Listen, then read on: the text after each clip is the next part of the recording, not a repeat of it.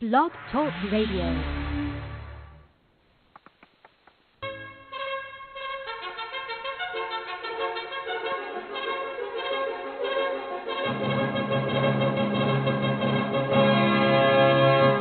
Basically. What the hell is that? I'm sorry.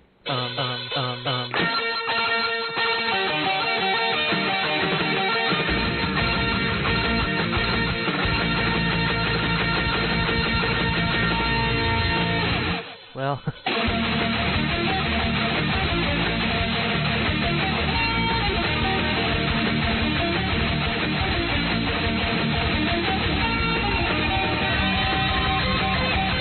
Welcome to the Will and Thunder Show. Will and Thunder Show.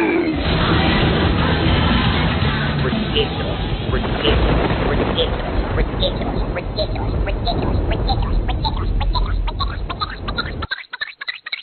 Welcome to the Will and Thunder Show.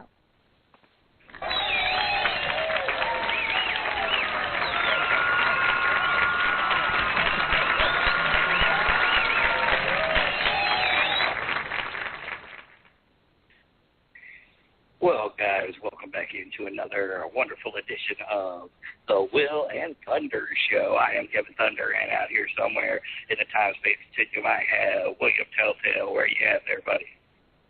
I'm right here. You got something?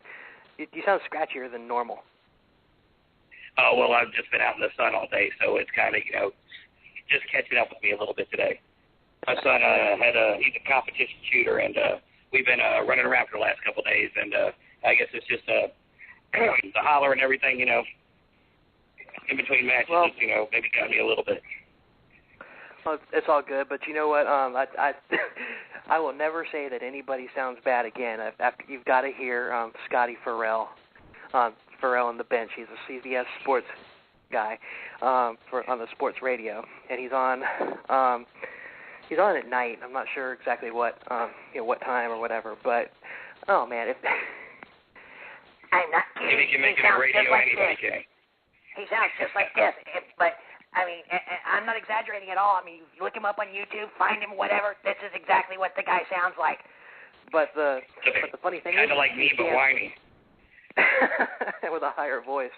He kind of but he knows his stuff. It's a really good show. I highly recommend it. I mean, I've got I listen to it from time to time when I can.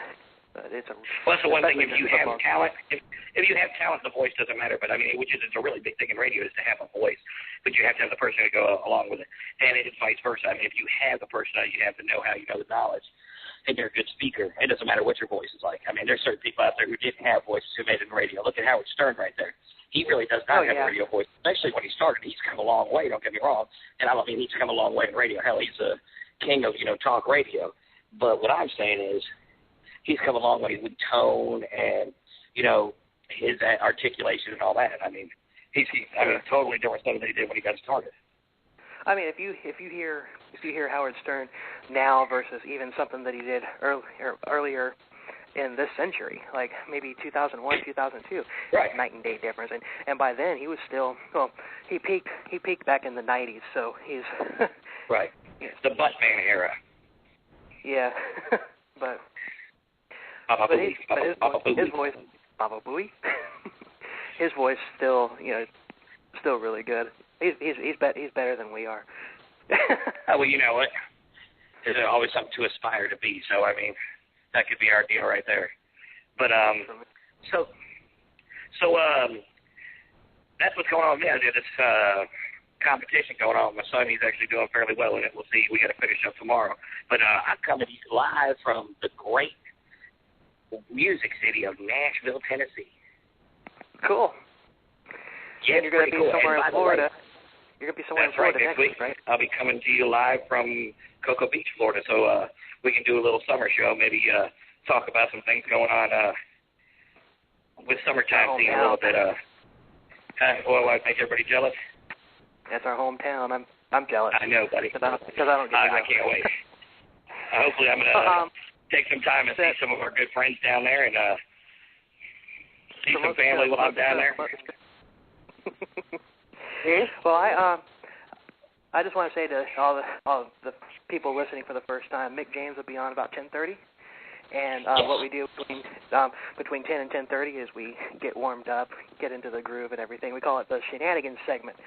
Now the beauty of shenanigans. The beauty of this is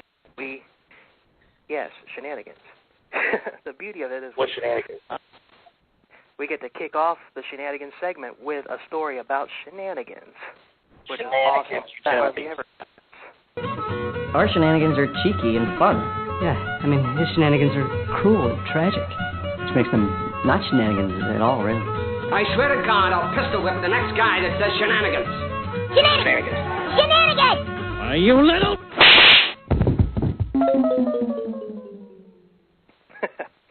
I love that little video game outro there. But I love it right there. Like I said before, we get to start off the shenanigans segment with a story about shenanigans. And you're familiar with Snopes.com? Yes, that's the self-proclaimed end-all, be-all, know-all of the internet. You know, if it comes from Snopes, it's got to be true. It's got to be true. Well, there was this quote that I read from Benjamin Franklin that he posted on Yahoo. It said, "Don't believe everything you read on the internet." Absolutely. Well, you know, I am a French model. You are? Yeah, you know, that commercial. That commercial was one of the great. Yeah, okay. Me too. I'm in shape. I am. I'm in shape. Yeah, just not the type of, not the location. Not the Arnold Schwarzenegger kind. Although my belly probably sticks out farther than his chest. Well, you know, you got to start somewhere. Anyway, but yeah, I've called shenanigans on Snopes for years, and I've been told that I was an idiot for dude. If it's on Snopes, man, they do the research, man. They know everything. And I've been told how much of an idiot I was for I'm sorry. Trained investigators. Trained investigators. Just because something's on Snopes. Well, no, they're not journalists. They're wannabe detectives, or so they want everybody to think. I mean, but I've gotten into arguments in forums and on Facebook and everything about somebody posting something on Snopes, and I'll be like, sorry, I don't buy it. And oh man, these people get offended if you don't believe what Snopes says. Well, what kind of tool would you think that they would have to do all this research about finding out whether things are true or not? I mean, you would think they would have access. They really dig deep and make some phone calls, get close to the story, and maybe talk to the people that are involved, or maybe look into some paperwork or something that involves a certain situation. So kind of fact-heavy things. Right. You would think. But guess you know what? They do? Guess what? They do the same thing my kids do when they need to know something. They do the same thing that I do when I'm doing show prep. Exactly. Google search engine. Are you Google search kidding me? engine. Oh my goodness. Google search engine. I mean, basically Snopes is this man and woman. They're married couple. They look like somebody that you would see in Walmart. With the wife driving around the little carrier thing, even though she's perfectly able to walk. I'll be nice because we're on the radio, and I will not call that what I usually call that. Well, yes, I will. I don't care. It's a tart cart. Well, I mean, there's a picture of the two of them online, and they're sitting on this pink couch. The husband has a haircut that looks like he's a reject from the 70s, and then the wife is almost as big as the couch, and the cat that's behind them on the back of the couch is almost as big as the wife. That is hilarious. You can't say anything about a big cat. Don't even bring that up. Leave that cat out. It's not its fault. And you remember Tabby, and we'll leave that alone. The true living form of Garfield. I'm going to cry. I miss that cat. Well, Tabby was the coolest cat ever, but still, that was the biggest cat ever. Big around. She didn't claim to be an investigative journalist either.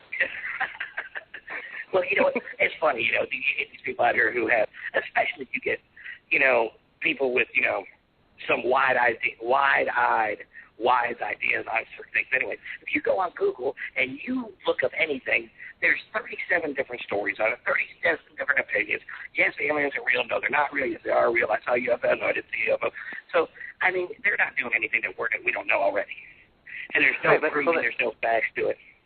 Their names are David and Barbara Mickelson, and they're from San Fernando Valley, California.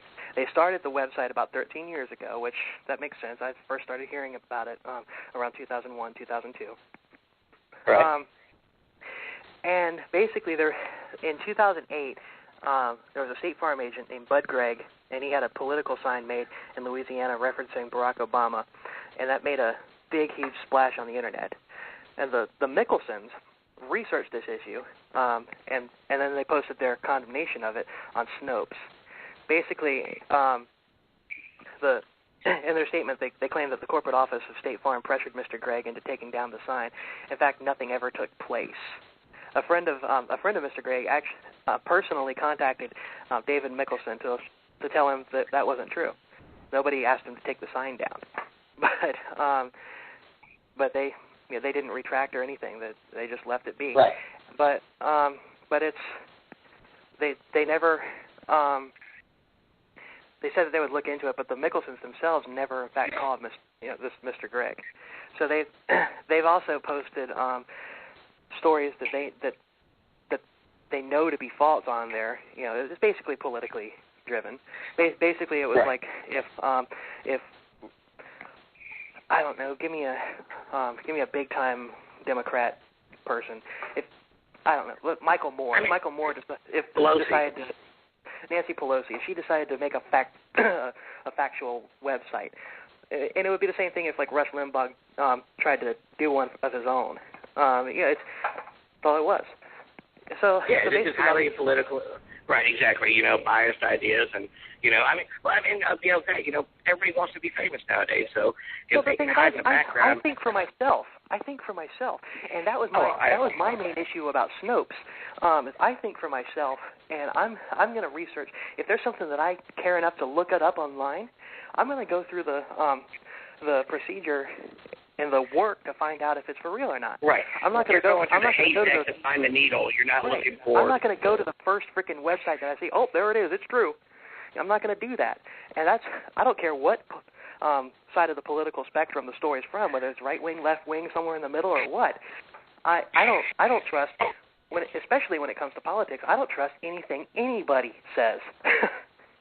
Oh, no, you can't. I mean, everything's so politicized now, and everything, even media nowadays, there's no truth against media. I mean, we're one of the few people who actually go out there, and we just state what happens. I mean, yes, you have your opinion, I have my opinion, but, you can kind of state what – it's sad nowadays. You have Fox News for the Republicans. You have CNN for the Democrats, and then you can pick and choose in between the other ones. And then you have MSNBC. You have MSNBC for the total whack jobs. But the thing is, I mean, what happened to Tom Brokaw, who just told you what the news was, didn't tell you what to think about it? Yeah, and I mean that all went out the window when those documents about George W. Bush came out about his. No, what happened is when they broke up the media and they sold it off to big business. When big companies bought ABC and all that, that's what happened. What I was going to say is when all that happened, and it turned out that the documents that he was referring to was done in Microsoft Word when it was supposed to have come out in the 60s or 70s. Right. He actually reported on it as if it was real. He's like, well, it doesn't matter. He actually said it doesn't matter what they say. We should be concentrating on what's in the document. Well, let's not get into politics and just one quick thing. Yeah, I know, but today they think they got the guy that was the mastermind in the Benghazi attack. So that's, I mean, on a lighter note, we got another terrorist. So they've got him in captivity out of Libya, and they're trying to get that all figured out. So don't get me started. No, I know, but I'm just saying. So that's on the news. And then the other thing with what's going on in Iraq, man, it looks like it's to be a mess. So if you guys are planning to go on vacation, I'd do it quickly if you're driving anywhere, because this is going to be another bump in the gas prices, unfortunately. Yep. Especially at Baghdad Falls. Oh, yeah, which always I don't think is going to happen because, you know, Syria's getting involved, and a couple other countries have already done some airstrikes, and we've already put 2 ships back in the Gulf, and talking about putting a couple hundred troops on the ground, actually, you know, or on standby in the area. So, I mean, if it gets to the point where it's going to get a little tough, and this isn't Iraq, you know, this is just some of the insurgents right here. They're taking over town after town after town. They killed, like, I don't know, 400 people in the last couple of days, just mass murders. They're kidnapping. Yeah. And they're on their way to Baghdad. But I'm going to say one more thing about this whole Snopes issue, and then we'll move on. To all of the people out there who called me all sorts of vile names about daring to question Snopes, I have this to say to you.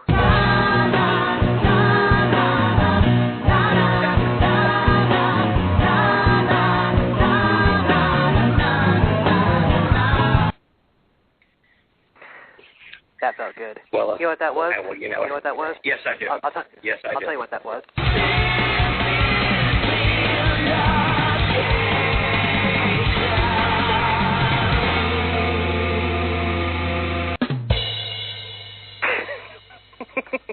Had to do it. Well done, that felt good. Well done. What else we got going on here? I mean, let's get off the serious stuff real quick. Well, I mean, that wasn't super serious right there, but, you know, that's something we all know. Don't believe everything you read on the Internet. Let's pick up a couple other stories from the Internet, and these are almost unbelievable in themselves. Well, it would appear that in Tulsa, Oklahoma, they caught a hardened criminal in Walmart. Yeah. Yes, a man was caught in the middle of Walmart, and he was using the jerk explosion. Yeah. Really? Clean up on aisle 7, please. Now, look, I've been in a couple stores, I can't mention names, that have some items that are supposed to arouse you.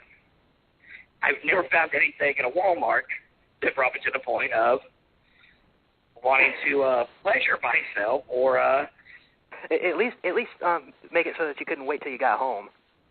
Exactly. I mean, there's not even that. I mean, look, first of all, the people you see in Walmart should deter that right off the bat anyway. If you stop for 5 minutes and you watch 10 people walk by, that'll disinfect her and stop a Viagra pill in a heartbeat. No, but this idiot. Why, no, I do go to Walmart, but I do too. I mean, don't get me wrong here, but I go at 3:00 in the morning where I don't have to put up with all the. You're more likely to run into this anyway, because I can't see this happening at 4:00 in the afternoon. It did happen at 4:00 in the afternoon. The little kid comes around the corner. He's like, "Can I get some gummy bears? What is he doing?" Can I get some glaze for my donut, Mommy? Oh. I mean, really, come on now, man. People, what is wrong with you? Look, man, when we were kids, you didn't hear about shit like this. And not that people weren't crazy back then, but it's time to slow down on the producing of children if you're not going to take care of them and raise them right. Look, man, we cannot have people jerking their thing in the middle of Walmart. I'm there to buy some toilet paper and maybe a little something for dinner, and I wasn't thinking stroganoff. But thanks for helping me out. I really didn't know what I wanted. Well, apparently they keep the tube steak on the battery aisle. I mean, really, I'm just like, first of all, I mean, where was he? I mean, was he over there in the woman's underwear department? Oh, look at this. I mean, it just blows my mind. Look, buy a Sunday paper. They got pictures in there. Hold on. In this guy's defense, by the way, we've got people signing into the chat room. Mick James will be on with us probably in about 10 minutes or so. You're on the Will and Thunder Show, and we're just having a little bit of fun before the guest gets here. But in this guy's defense, I will say that some of the things that they put on the some of the models that they have pictures of, I mean they're kind of attractive. Joey, I understand that, but still, you can find the same thing in the Sunday newspaper, the JCPenney little fold-over kind of thing. I mean, this is not, a necessary thing. Have you looked at the cost of a frickin' penthouse these days? That's why I said buy a Sunday paper. It's $1, $2 at the most. You'll be all right. I just don't get it, man. I don't understand it. Damn. What else we got here? More idiot news. More idiot news.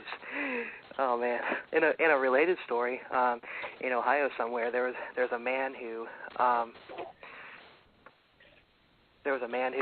is a repeat offender about having sex with pool toys. Now this, before you go any further, I want you to say that again. I want you to repeat yourself. This is a repeat offender of this issue. Repeat offender. This is not the first time he's done this. No. He's actually got in trouble for this before. And we're not talking about blow-up dolls. We're not talking about blow-up dolls and stuff like that. We're talking about, actual toys that you would use with the family in the pool. And this is like the third time now that he's been arrested for that. I mean, they have 3 strikes you're out laws when it comes to guns. Do you think that they would have like a three whacks you're out law? And here's the other thing. Okay, look, you're a weirdo. You want to do weird things. That's fine. But do them in the privacy of your own home. Don't do these things in public where other people can see, where other people figure out what is he doing. Now, I mean, think you have those like rafts that you can get in Walmart that look like they have cup holders all over them? I guess that's what he was doing, because I don't know. I mean, or one of those blow-up shampoos? Are you kidding me? Well, this is what that's just like they have that weird show on TV. It's called My Strange Addiction. Hold on, that's what it had to have been. I mean, it had to have been one of those blow-up shampoo, one of those shampoo rafts or whatever. I mean, and my reasoning for this, maybe with the guy was drunk. You've seen some of the shampoos that I went home with when I was drunk from a bar. Oh my goodness! Really, we were going there right now. Mercy. Well, I thought you were going to go with the thing of those that he turned him on because he wanted to check out the blowhole. That too. No, seriously. Now, this is the world we live in right now, which totally blows my mind. I'm not saying I'm normal by any means, but I'm also saying that I don't have sex with blow-up pool toys, and I definitely do not masturbate in Walmart or any other store for that matter. Well, I mean, there's another story that, I mean, I'm not going to go full on touch with on this one because I want to go get into something else before we bring Mr. Mick James on. But another story, this guy was... You don't want to touch it full on? We'll go to Walmart. That's where you do it. Anyway, go ahead. There was this other guy. He got admitted to the emergency room because he held a lighter up to the end of a bullet because he wanted to see what happened. Are you? And he survived, didn't he? He survived. It was a 22. So yeah. Well, actually, don't. I mean, that doesn't matter because I'll tell you what, the most dangerous bullet in the world is a 22 bullet because they're so light they can go anywhere and they'll ricochet off anything and you don't know where they're going. But anyway, look, this is why I truly believe in. Look, my brain just died. The theory of evolution to an extent, and how survival of the fittest. Survival of the fittest, absolutely. But the thing is, I mean, this guy, he's going to do something. He won't make it to 50. Let's hope not. But that just goes back to what we were talking about. That just goes back to what we were talking about as far as the these idiots, these idiots having sex with inflatable objects in Walmart. But the thing about it is just common sense has gone out the window. Like you would think, they're putting don't try this at home. It's oxymoron ever. Oh, I know. Yeah. Well, I mean, just look at the world we live in today. You can't buy any object without a warning label on it. Right, because if some knucklehead tries to work on his chainsaw and puts the blade in between his legs and he pulls on the thing and it cuts him from right up the chain, he's going to go and sue the chainsaw manufacturer and he's going to fucking win. Right. It is totally ridiculous. The world we live in today. And it's all started with these stupid lawsuits like the, McDonald's. We've touched on that before. But, yeah, I mean, it's just absolutely asinine to me that, you have to put some of these stupid, tags on things. As a matter of fact, for next week's show, I'm going to look up some of these stupid texts. But it's funny. It's like you can buy a cell phone that says, do not put in mouth, can be a choking hazard. Are you fucking kidding me? Don't put it in your mouth. Really? Or a cinder block. Do not use as a hat. Could cause brain trauma or something. Severe bodily harm or death. Well, let's move to this next story that I want to cover. We got about three or 4 minutes, and our guest Mick James is here. Mick James is in the house, and we're going to bring him on after we play one of the songs. But this, due to time being an issue, as far as we got to do the story now. What's up with all the fanaticism going on in Brazil over soccer for the United States soccer team? Look, man, first off, go United States, man. I'm proud of these guys, man. I was watching the game a little bit last night. I'm not a huge soccer fan, but, it's just like every other sport. When you got the big game on, you got to kind of pay attention. This soccer team who's been beat by Guana twice kind of spoiled them, a couple of years ago, 4 years ago. But they came out there, and every story on media about the game before the game was the United States has no chance. They came out and scored in the first 30 seconds of this game. And then I watched the game. They lost one of their key players to an injury. Another one got kicked in the face. I mean, broke his nose, kicked in the face, and wasn't off the field for 5 minutes. And came back, and they ended up winning the game 2-1. Go USA. I'm pulling for you guys. It was pretty awesome. But along the sides of that, you've got everybody from around the world dressed up in USA gear now.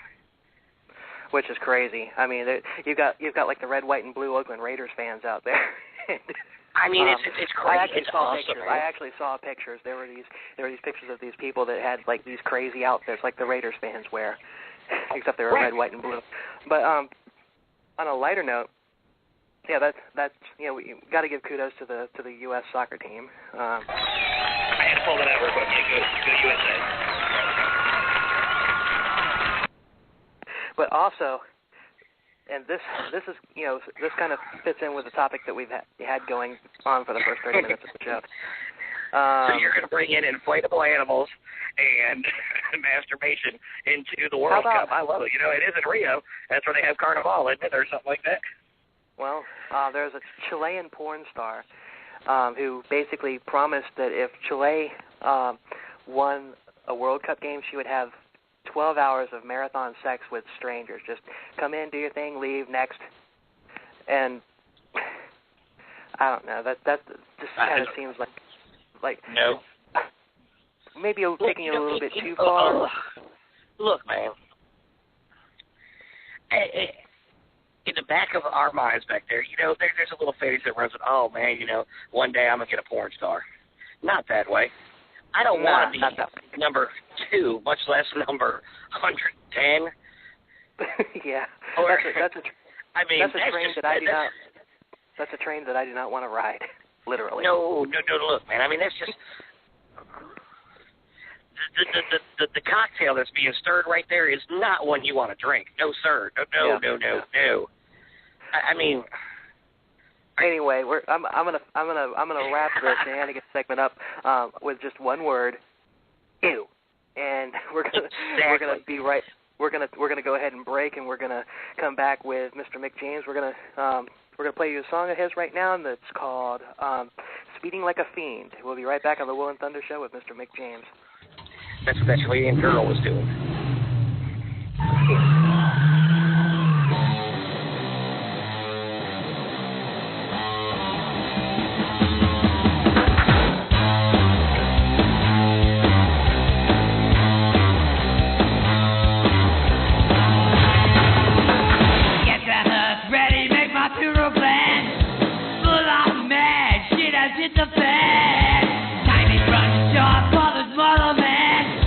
Scene of the crime is mine all the time.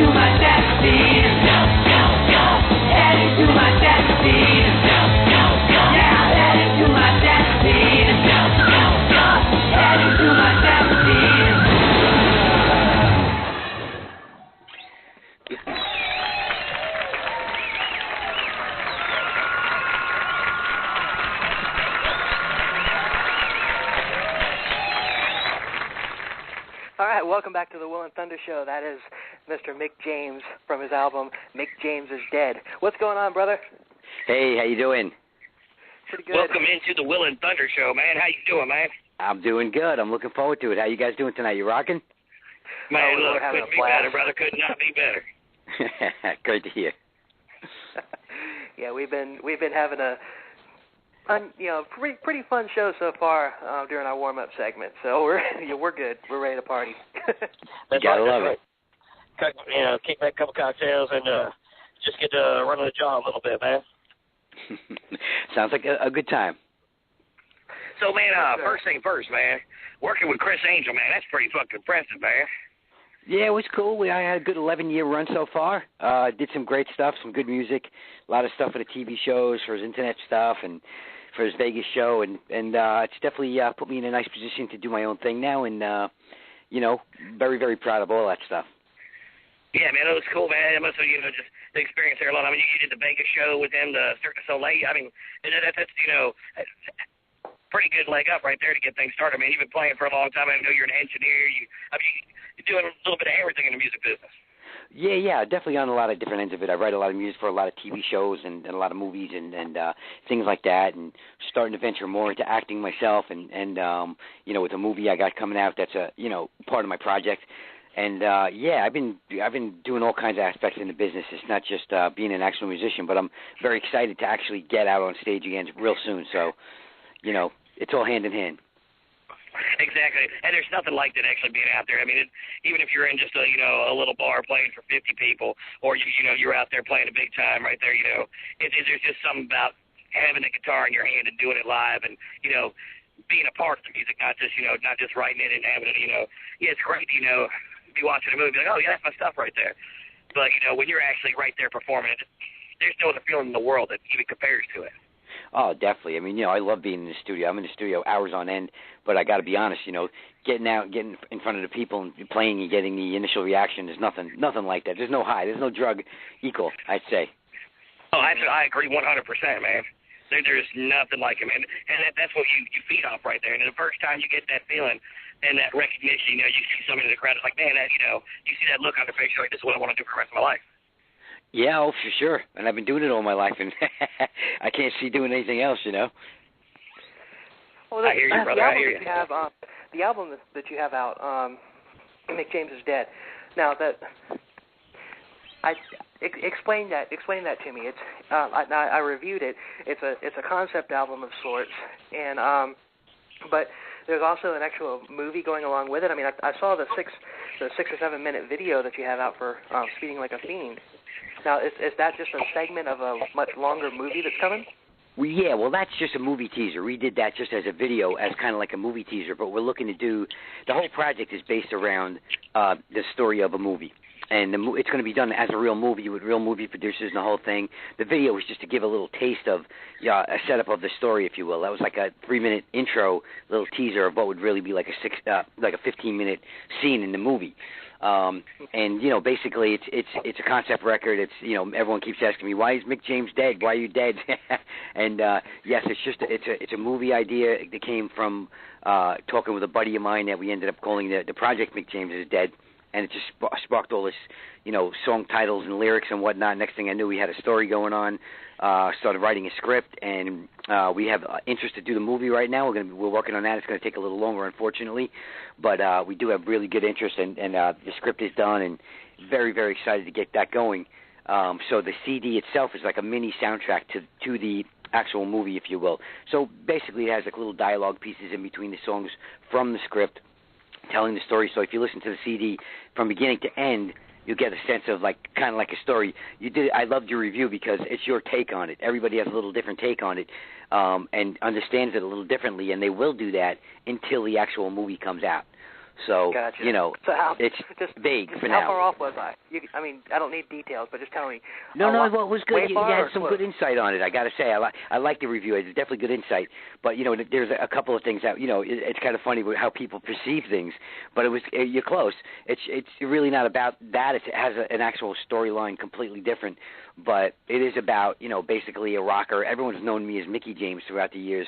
Mick James is like the alter ego. He's more an egotistical badass rock and roll guy that's just he's pretty much sucked up by fame and gets into a car accident. He ends up dying, and we see what the afterlife has in store for him, if you will. That is going to be awesome, man. Yeah. So are you guys pitching this to big studios, or is this going to be more of an independent? We're looking to get some serious budget going on. We have some serious interest. We have a couple producers interested in doing it. We have some serious potential rock star, cameos and stuff like that. And really, really looking to put it together. We're working to see how much budget we can get now, and it's looking really good. I mean, much more than I, expected. I was thinking a low budget, go straight to DVD thing, but they're looking to get this out there in a big way with, a couple $1 million budget and see, if we can make it happen. I mean, it's really that good of a story. It's a great concept right there. I mean, you've had rock and roll movies out there, don't get me wrong, and there's been some decent ones out there. I mean, the greatest of all, of course, is Spinal Tap, Of course. So, of course, you got to throw that out there, man. Well, you know what it is? To have some of this concept with, you have the egotistical rock star and everything's going great. Look at me, I can do what I want to do, act like I want to act. I can be Vince Neil. Yeah, it's all good. I mean, bottom line is, look, rock and roll has its excesses, and how you handle it is different things. I've been around long enough that I'm not going to get out there and just start doing mad drugs and all that. I did all that shit when I was a kid, so I'm past all that. So it's, to me, it's a good story of potentially what could happen to anybody. And honestly, funny enough, like again, a lot of people don't understand when they hear the CD. It's derogatory things being said about the character is because he's sucked up in his own excess of bullshit, and it's kind of like, again, an alter ego. It's wrapped up in his own world. Yeah. That's a great concept, and I can't wait till the new movie. And speaking, you said you're going to have some, big names in the, rock world on there. You've worked with quite a few of them, haven't you? Yeah, I mean, I was lucky enough to get a couple really great guys on the CD who I would like to get in the movie in one way or another. Some would be a performance piece because it is a musical. Some would be, some of the songs. Not all the songs on the CD will actually appear as what they call one-to-one. In other words, with the characters singing the song. So anybody who appeared on that, like a rock star, say Tony Harnell per se, with the song you guys are going to debut, the new song is called Guess What, You're Dead. That's the next single. Tony Harnell from TNT sang on that, and that was such an honor to get him to do that. He won't necessarily... What's that? I say he's one of my favorite singers all time. He's so good. He's so amazing. He really took the song to another level. It really, and amazingly enough, I was shocked the way our voices actually blended together because we're so on the other spectrum of different type of voices. But it really worked nicely. I mean, it was a good collaboration, and he's just so pro and really, again, I love the song the way it was, but when he sang on it, he really took it to another level, and that was really great. But in a situation with him, like I'd love to have him in the movie, but it wouldn't be while he was singing. It would have to be like an acting part because that particular song is going to be used for the credit roll, so it wouldn't be used for, but some of the other songs are performance songs where I'll be performing the songs in the movie, so there's a lot of big names flying around. I mean, we don't know who's going to actually do it and who's not going to do it. I know who I want. I wanted some of my real heroes and idols and things like that. But, with pending budget and who wants to do it and who wants to be cool enough to do it, we have to see. That's the future. Well, just to let you know, on the up and up right now, if you have any scenes written in a movie where you're doing any radio interviews, Will and I don't charge much. I'm glad to do that for you. I'll have to keep that in mind. Well, listen. I was just going to throw that out there, You guys are rock stars in your own right, so, you never know. Thunder just kind of stole my thunder, literally. I mean, I was going to say... That's my job. I'm the cool guy on the show, all right? You just got to keep up with it. Except what I was going to say was if you need two jackass radio guys, we're your guys. You gotta love it. What I said was much cooler than that. All right, so let me do that part real quick. All right, there, Will. I appreciate it, man. Too funny. Great minds think alike. This is how we do this thing right here. You know what? we are not your typical radio show. We like just to act like we're sitting in a bar drinking a beer and we're just bullshitting with you. Just want to know what's on your mind for real. It's not the typical 10 questions of, oh, so what's next, and do you think you're going to get produced, and what's it? No, man, let's hear who Mick James is, you know? Well, every you know time what? I say your name, you know what I want to say? What? Mick James. Of course. You see my shirts, I take it, right? I have. I love it, man. You know, that whole thing stemmed from the Dave Chappelle show with Charlie Murphy. People started saying, "Hey, you're Mick James, bitch," you know, as a goof on the Rick James thing. And of course. Someone bought me a shirt, and I wore it in a photo shoot. One of my clients gave me a shirt, and it said, "I'm Mick James, bitch," and I wore it. And all these girls were like writing me saying, like, "I want one." And I was like, "Why would a girl want a shirt that says I'm Mick James, bitch? I don't get it." And this girl out of Texas, a good friend of mine, actually made her own shirt, and it said, "I'm Mick James's bitch." She put the little apostrophe there. Is it apostrophe? Is that what it is? And the shirt was born, and I put it out there thinking that a lot of people would get offended. And I got to tell you, every woman wants that shirt. They all want to be my bitch, and I can't complain about that. I mean, you know, I love it. No, why would you?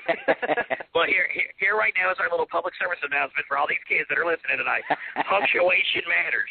Punctuation matters. A little apostrophe changes everything right there. It's all a matter of perception. That's right.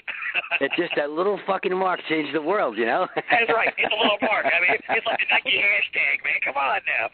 You can do that, kids. Get out there and read a book. But it's funny enough, that is my biggest selling shirt. I mean, people just love it. The girls just want to be my bitch, and I can't complain. It's a good thing. I thought people would be up in arms and be offended, but they're not. Yeah, so it's the good. first 10 seconds of that video I saw of yours, yes, they do. And that must have been so much fun to shoot right there. Well, you know what? Again, why not me? The funny thing is, to go on about why not you, the funny thing in the world is, like, everyone thinks this is my regular everyday agenda. I wake up and I start banging 2 girls and everything's wonderful. But, the truth of the matter is, it was a really great really great time video shoot. It was hard being me that day, I got to admit. But, bottom line is it's really, really setting up the character, showing the excesses of rock and roll. And, some people get it right off the bat. Some people don't. I mean, look, every guy loves it because it's every guy's fantasy. You got to love that. Oh, yeah, of course. Yeah, some women don't get it. They don't understand. Like, why are you doing that for? It's like it's setting up the character. This is the day in the life of a rock and roll bad boy. So, it's really, that's what it is. It's part of the movie. And again, it's funny, even to this day, the CD's been out for, I don't know, since April, I think. Officially. It's been out even longer than that as a pre-order. And people still ask me, why is Mick James dead? I'm like, go buy the fucking CD. You'll find out. Hey, look, I love the accent. I love the go buy the fucking CD. You fucking look, do some funny. Fucking work. Do some homework here where you ask me stupid fucking questions. Get the fuck out of here. Look, you listen to one song, you see the name of it. If you got questions, do your homework. Get the fuck out of here. Hey, I'm from New York. We talk like this, I was born in upstate New York, but yeah, no, I love New York. That's not New York. Come on, that's not New York. That's another country. I understand that, man. Come on, now. You can't knock me. I'm not a New Yorker. I'm from New York. All right. No, it's all good. It's all good. It doesn't matter where you're from, as long as you love the rock and roll and you have a good heart. It's all good. I love music. I love music. Long line of music. Actually, my uncle went to the Manhattan School of Music. Oh, nice. He's got a master's in music. Played with a big band back in the '60s. Love music. So you mean he's like a real musician? No, not a real. Hey, you don't have to go to school to be a real musician. Well, that's what I'm saying. I'm not schooled at all. I've never been. I took it in junior high school and elementary school. Learned how to play a trombone a little bit, but no, I didn't learn how to play the bass guitar through school. You gotta love it. You gotta love it. Thunder, I would bet $20 that Mick James here knows who your uncle is. Oh, who is he? He probably would. You ever heard of the band Blood, Sweat, and Tears? Of course. My uncle was their keyboard trombone player. Are you kidding? That's awesome. You got to love that. I actually have some famous uncles in my family as well. I've been blessed with great uncles. With the only Italian guy in the band was my uncle who was in the Tito Puente's band for 35 years or 45 years. He was the band leader. He was in college with Tito. They were roommates, became best friends, and he was a trumpet player and band manager for 45 years in the Tito Puente's band. So he was out there touring the world the entire my uncle Jimmy Fazora, and then there was another uncle Frankie Ford, who was his brother, who was also on a bunch of TV shows, All in the Family, and I know the name. I know the name very well. It jumps out at me. Hang out with, trying to picture a face here. Yeah, he used to hang out with the Rat Pack. Like, there's pictures of him and Dean Martin and Frank Sinatra when they were really young, hanging out. Pictures of them when they got older, and he was they were all over. Tough guys, man. Yeah, and he was an all-around kind of. He was a musician, a comedian, an actor, and he did all these different things. And my whole mother's side of my family is completely musical. So you're coming from that background. Yeah, you get it. Yeah. a little the nutty. music artistic side, yeah. Oh, look, you gotta love it. My cousin, she's been in a couple bands out there. She's out in L.A. doing her thing. KORN right now is some guy. She's more on the hip hop kind of jazzy hip hop side. Nice.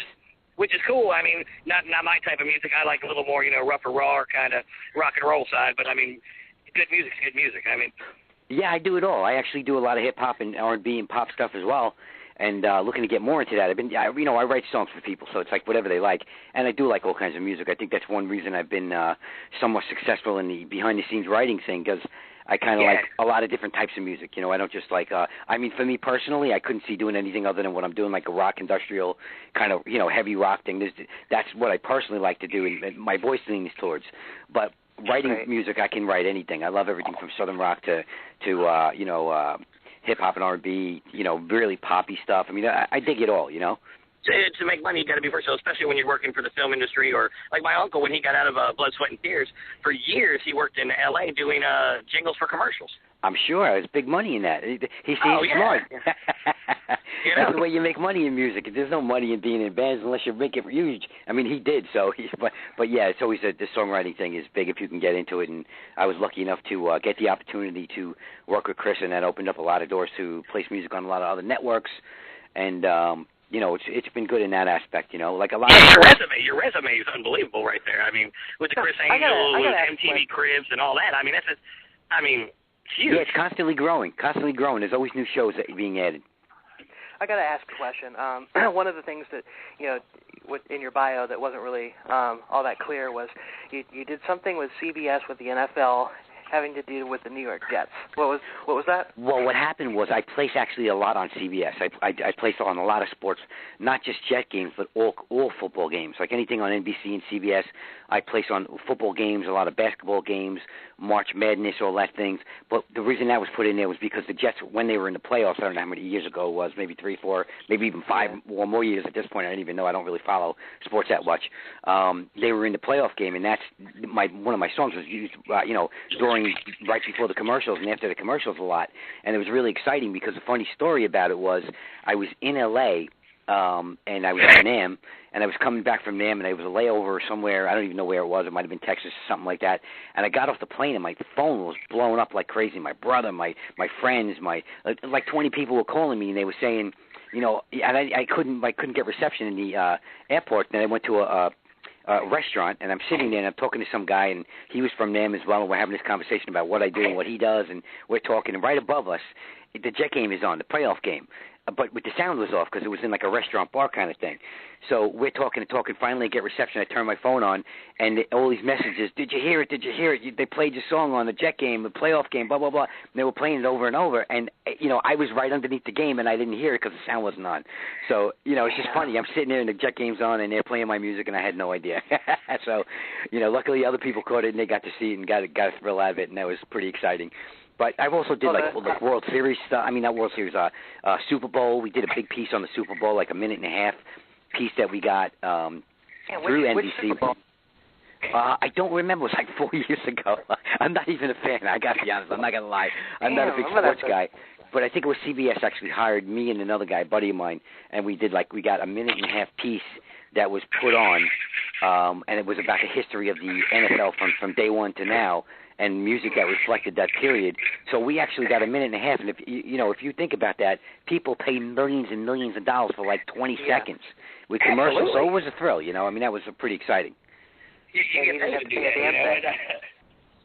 that, What's that? I'm sorry, guys, I couldn't hear you.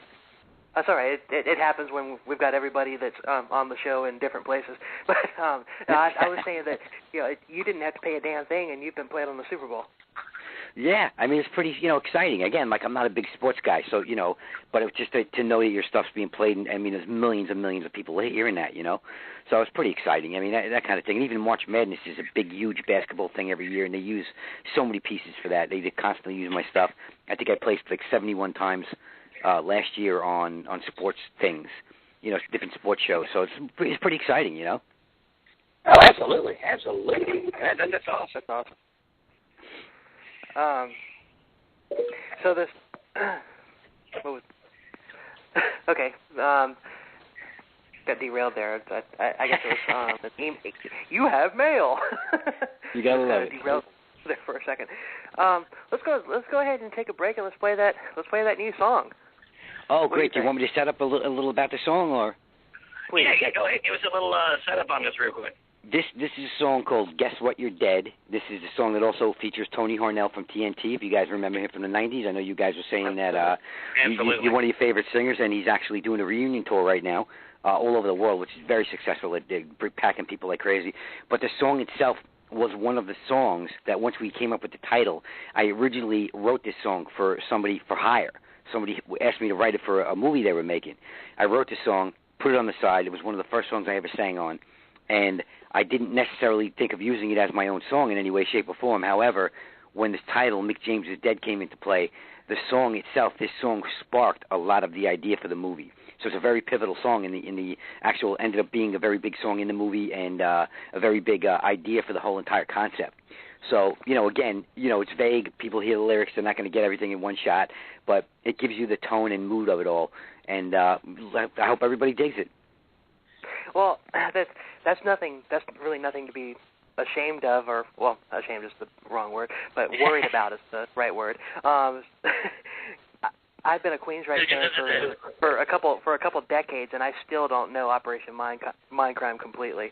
So that's even more vague. I mean, people will get this when they see the movie. You don't want to put it all out there. What's happening? Everybody has their little conceptions, like we were saying. But reality, when you see the movie, of course, obviously it'll all become clear. And we don't want to give it all away. I mean, there's a lot of photos out there. Well, that's the way to do it. Yeah, there's a lot of photos out there. And stuff like that, and the music itself, and we put little pieces out there here and there, and little videos. We're doing a video for this now too. Guess What You're Dead will be the next video, and that's in progress. So when people see that, they'll get a little more of the picture. And and again, it's not the movie. Like even the first one looks like it's from the movie. It's just a teaser we put together in video, but the movie itself is really done with real movie company, with a real movie and the whole 9 yards. So, but enjoy the song. I hope everyone digs it. Yeah, I mean, it was a cool concept right there. Go ahead. Anyway, go ahead, Bill. I'll chime in when we come back, man. Okay. You got it. This is Guess What You're Dead. This is the world premiere of Guess What You're Dead by Mr. Mick James here, and we'll be right back on the One Thunder Show. That's Mick James, bitch.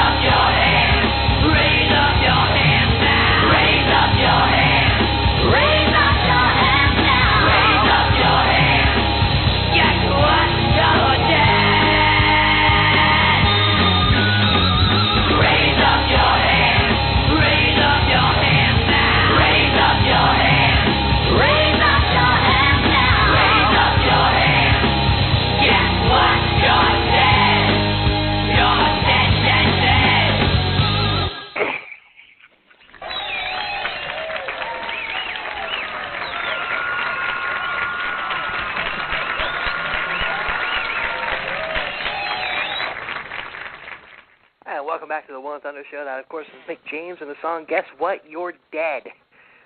I feel pretty freaking alive right now at the moment. This is awesome. I'm having a hell of a lot of fun right now. Yeah, man. Look, man, it is so well done right there, man.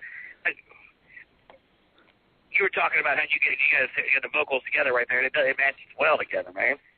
Yeah, it was actually funny when Tony said, hey, let me try some things on it, and he called me and said, Mickey, this is really dark. This is a lot darker than what I normally do. You might have to mess with the vocal a little bit, and I listened to it back, and I go, is he kidding me? It sounds fucking great.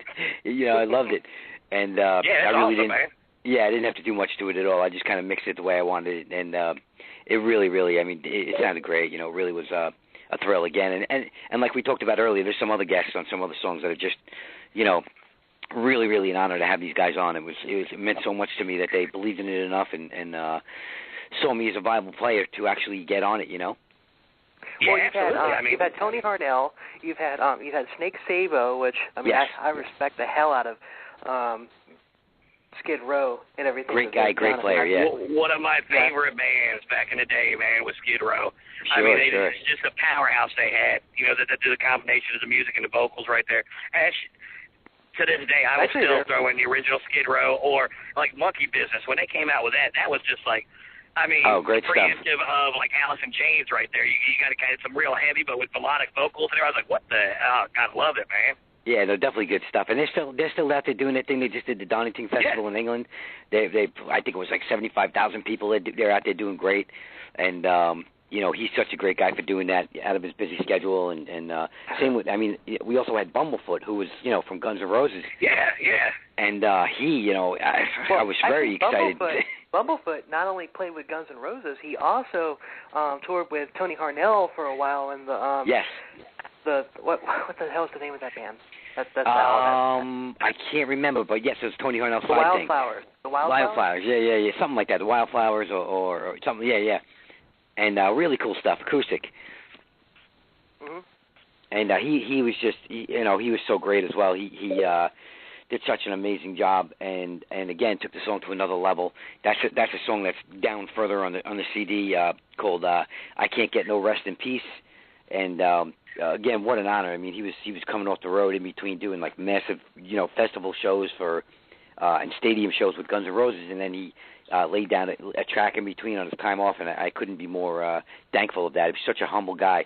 All these guys were really laid back and cool and mellow. Not that I met guys who aren't. Don't get me wrong, but every one of these guys were.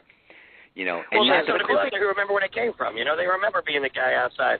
Wanting to be, at the concerts, wanting to be the guy up there. And they make it up there, and they're humbled. They're humbled to be able to do what they love. It's the same thing in every other business in the United States right here. You got certain guys that are really good lawyers, and they do it because they love what they do. And you got other ones that are assholes. Oh, no doubt. What they can do to you, But it's the same thing with music right there. You have that love for it, and sometimes you get the better of yourself. And I'll tell you what, the character you're playing in that movie right there, the video that I saw, it totally blew my mind because when I watched that video, I wasn't really under the concept of that you were playing a character into it. I understood you were, but, I'm like, this is another typical fucking asshole rock star kind of guy. Look at me. I got my check with my name on it right there. See, I'm not a bad actor. I'm a good actor. No, not at all. You're like, yeah, okay, well, come on. Let's, and I was like, so when I was getting ready for the interview, I'm like, all right, this guy from New York, he's played with, Criss Angel, and he's done this, and he's worked with all these musicians. He's going to be like, what do you guys want to know kind of thing. You're just a laid-back, cool-ass guy, man. I'm like, well, what's going on? You're a character. It's funny. I've always been an extremely shy kid growing up. And, being in music and being on stage and everything has changed that over the years, of course. I've become a lot more outgoing. And funny enough, the acting thing, I never in a million years ever wanted to be an actor or thought I would ever get into it. And it kind of happened as a fluke. I started getting, asked to do little appearances on TV shows and little cameos in movies. And I was like, well, let's try it out. And every time I was on camera, everyone kept telling me, you're natural on camera. You're really, I'm certainly not De Niro, but I have a natural feel, and people are like, wow, you're really natural on camera. If you could do this. And so it gave me the idea that, look, you know what? Here's this movie. I have this idea. and I really think I could do it. And the more and more time I get, and there's a lot of things I see when I do videos or I'm on camera. I mean, it's me, so I look at it and I wince a little sometimes and go, oh my God, what the fuck did I say there? What did I do? Right. But that's a lot of people don't catch that kind of thing, and I think the more and more I do it, the better I feel, and the more comfortable I get at it. And I'm really, really looking forward to to carry a movie, be a star in a movie. It is insane that people are giving me this opportunity to do so. So the whole thing's a thrill, And the funny thing is, like, there's already another movie that I've already written the outline for, and have a couple songs in the works that my next project will be a movie as well, completely different. But I'll be playing a completely different character. But it seems to become something that just keeps coming out of me as a whole. It's just this creative bone in me that now seems like at least these first 2 CDs will be synonymous with movies. From there, I don't know. Will the third album be with a movie? I have no idea. I don't know. Well, the one cool thing, like right now, one thing that's kind of coming back in the movie industry is musicals. And I know that the ones that have come into light recently are more lighthearted, kid-oriented, or choral, kind of like Glee kind of thing. But this is something that you've taken a guy like me and Will. I'm 5'6", bald-headed, tattooed guy, and I'm going to see a musical. And this is something that you could even take and bring to Broadway, even kind of like the whole what's the name of the movie with Tom Cruise? Yeah. Well, that was probably the worst.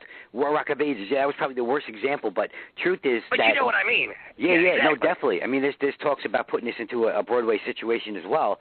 The truth of the matter is, it's kind of funny. I initially did not embrace the word musical. But the truth of the matter is that it is a musical in the sense the character does sing in the movie. That makes it a musical. That's what the definition of a musical is. There's rock. The Who was it was a rock opera because everybody sang. There was no dialogue. It was all singing. Everything was sung. Exactly.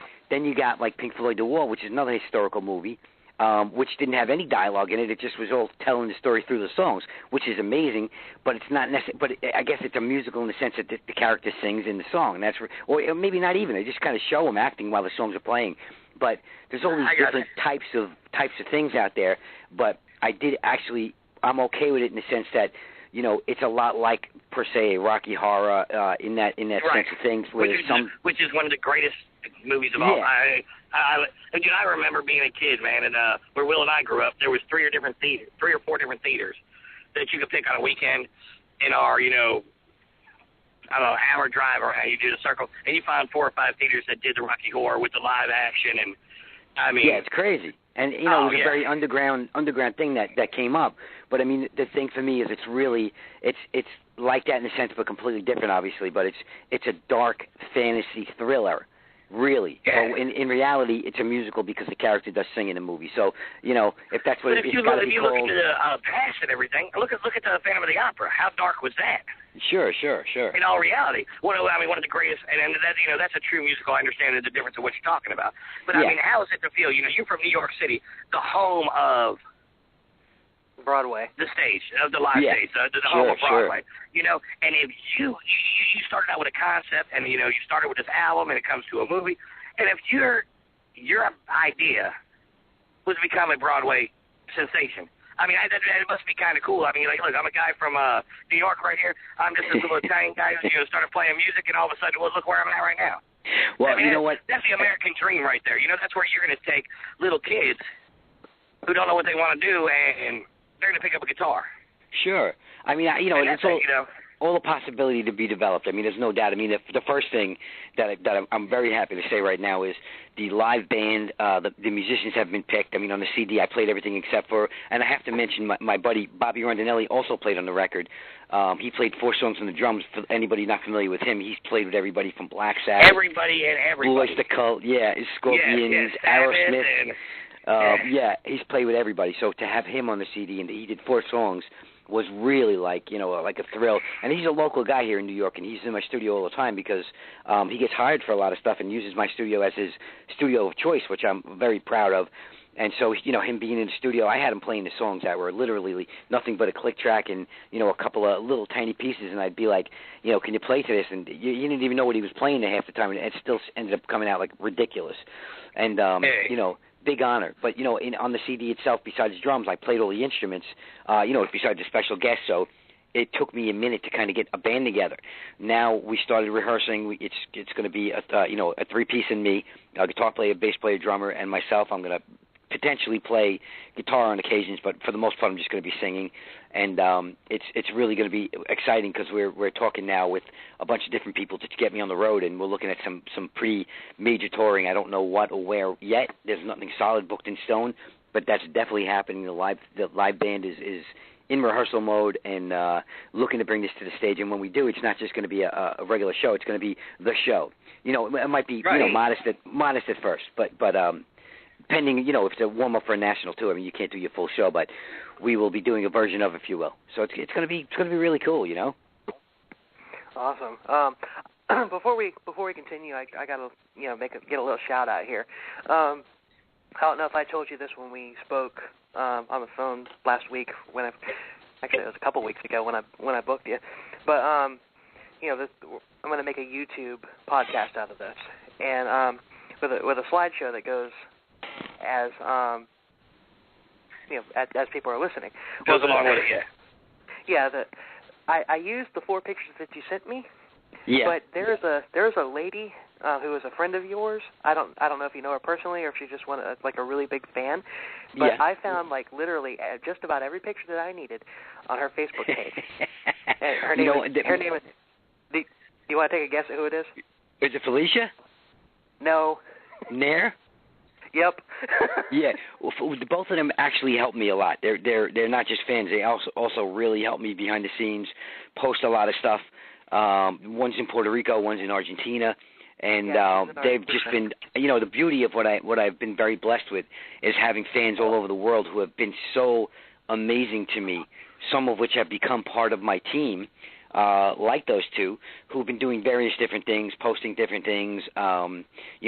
Felicia has been helping me in so many different ways, and there's just not enough hours in the day to really get out there. And Nair has been doing both of them do some crazy fan art. And, the tremendous amount of fan art just from fans alone has been overwhelming. The fact that they pimp me out and they tweet me and they repost my stuff 24/7, not just them, all my fans. It's really amazing because that's why it's becoming such a great thing, because it's a small culty kind of following right now, but it's building.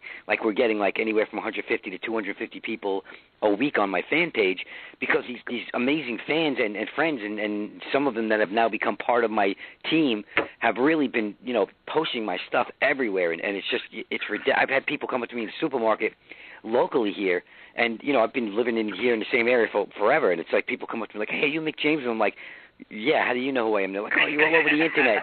And, it's funny, I have to thank these girls because they're out there pimping me out that even locally I'm getting noticed now. So it's pretty funny and it's pretty cool. And they're That's also one of those things, amazing. yeah, we Will and I have talked about it. There's the plus and minus. I a love-hate relationship with the whole YouTube thing because when you have a musician like yourself who's actually taking the time to become a musician and put the work in and do it, become an artist, become a master of your craft, and put it on YouTube, it's so much easier for Will and I to find great musicians like that. But on the same aspect, you have these young guys who buy a guitar and 2 weeks later, they've learned a cover of Smoke on the Water and they want to throw that out on YouTube. Sure, of course. You get everything. You know what? The beauty is that the Internet is there. When years ago it wasn't there. No one had that affordability. Now it's there. Anybody could put a video up. You can reach anybody around the world. And, I choose to do so, of course. I find bands that have, it's just me up until now. I've recently landed management, which I'm very excited about, and they're doing some great things. But, for years it was just me and people who wanted to help me out of their heart. And I don't understand when people have 5 guys in a band and they don't post, everywhere. And, Right. Well, I was telling Will the other day, we've only, hold on, give me 1 second, buddy, and I'll let you, carry on. Like Will and I were talking about the other day, we've done a lot social media-wise to try and get this radio thing going. Right here, we've only been doing this for 7 months now, 7-8 months. Nice. And, it's really cool when you go out there and, you search down there and, I'm trying to find information on this and everything. We can pull up our show, and you've got a page of stuff that shows different information on you. That's awesome. When we were kids and we were in bands, and we're playing, around the local bars or, doing our music scene, you're sitting there doing posters and you're, stapling them to, telephone poles and this, that, and the other thing. It was Sure. such a different world back then, man. Sure. You went there and you did a recording. on a little boom box right there that sounded like garbage, and you thought you had something. Well, you know what? The one thing that remains, though, which is true even with the internet, the one thing that remains is back in the day, a lot of bands that made it, no matter who they were, even if they were getting a lot of radio play, even if they had albums out on major labels, there were bands that were out there that had 4 and 5 albums out until they kicked it big. And, there's a lot of bands, in history. Bands that, today have never been afforded that, Styx, bands like that. Those guys had albums out, so many albums out before they finally broke. Kiss had like 3, 4 albums out. All these bands would have never. Today, you get one shot. You put out a record, it doesn't do good, you're done, with a label. And the truth is, the one thing that does remain through that has stayed true, even with the internet, is word of mouth is king. When people are talking about you and they're spreading the word, and the internet just makes it catch on fire that much quicker. But it really is when people are pimping you out and talking about you. That's when shit happens. Like back in the day with the Sunset Strip with Motley Crue, and then did the whole bunch that came out at that time. It was who's playing at this club, and it was word of mouth. Look, you knew, and you could see by the front door how many people heard about this. No doubt, no doubt. Hey guys, we have a phone call. We're gonna go ahead and take it right now. 3, 2, 1, go. Hello. 321 area code. You're on. Uh-oh. Okay. Hello. Are you there? Come on in. We're waiting for you. You know what? It was my fault.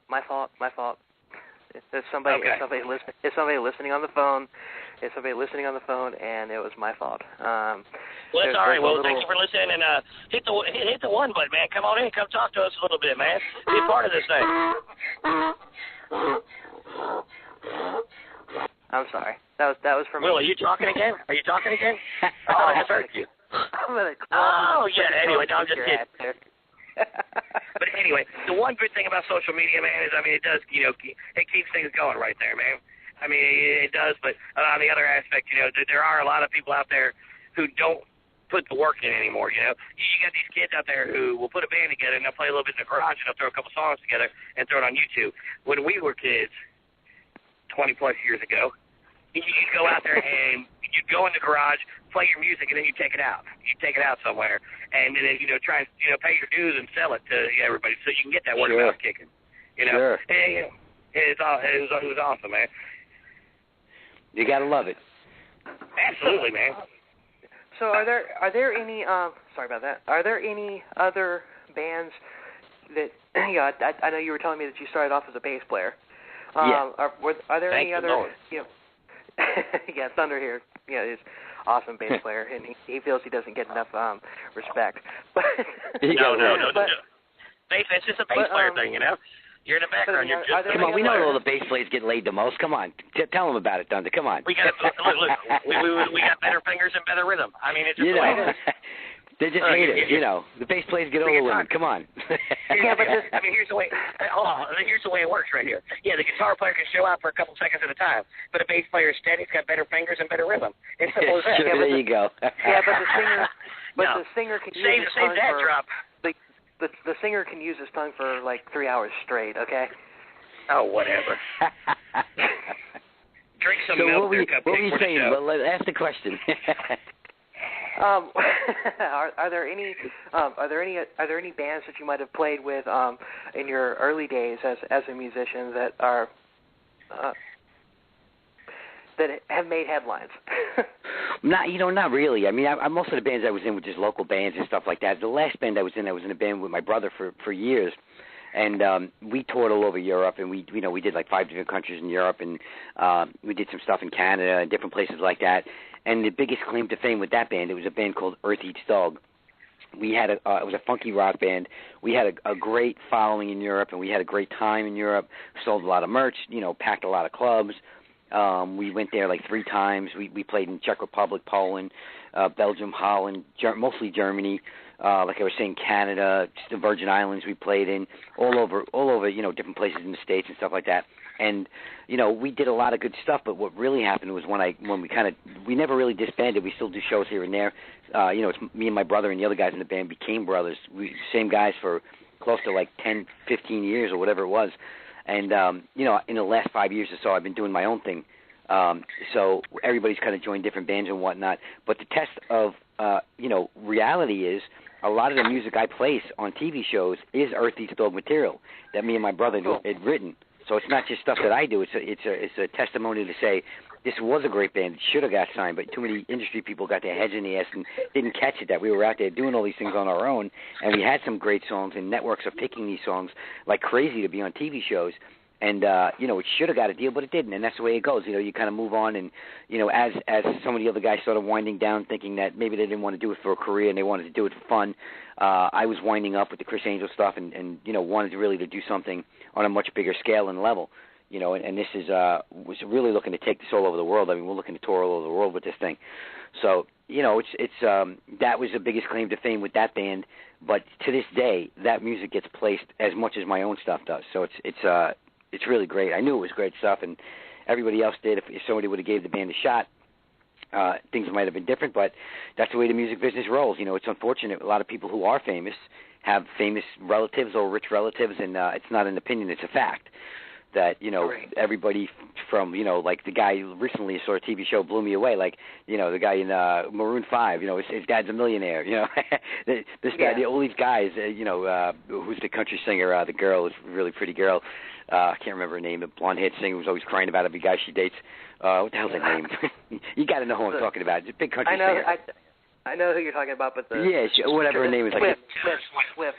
Something. Taylor Swift. Her dad. Right. Her dad was loaded and bought the record company that she was signed to, and put invested 3/4 of your money that was invested in. That's really in reality like 90% of people who actually make it big are either friends or relatives of somebody rich or famous.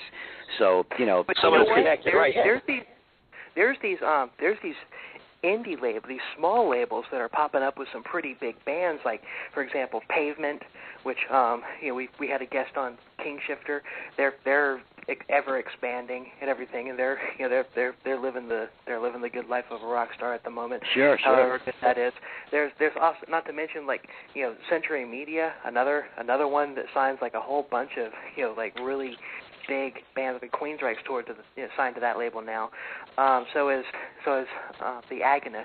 They're signed to that label now, and I mean it's just a matter of time before all these little labels wind up with with enough money to sufficiently promote and do their push their plans. Well, the industry's not like it used to be. I mean, back in the day, you had to have a label, and now I've done it really with my own label as of now. I've gotten a bunch of offers with labels, and nothing that I want to jump at just yet. But, I mean, it's kind of like, the truth of the matter is, if you're out there and you're in touch with the people, they're going to buy your CD anyway. And, why share it with them and take $1, and sit there and put all the hard work and all, whole thing into it.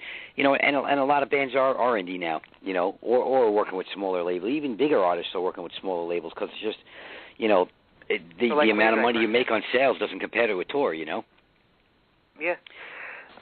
It's amazing how over the past 10 years or so, it's just the media, actually 15, it started to change, I guess, about 5 years ago maybe, but how the whole record industry and everything was just pretty much, deciding who was going to make it, who wasn't, who was going to, and what people were going to be listening to, basically force-feeding whatever the hell, their writers actually wanted to write at the moment down everybody's throats.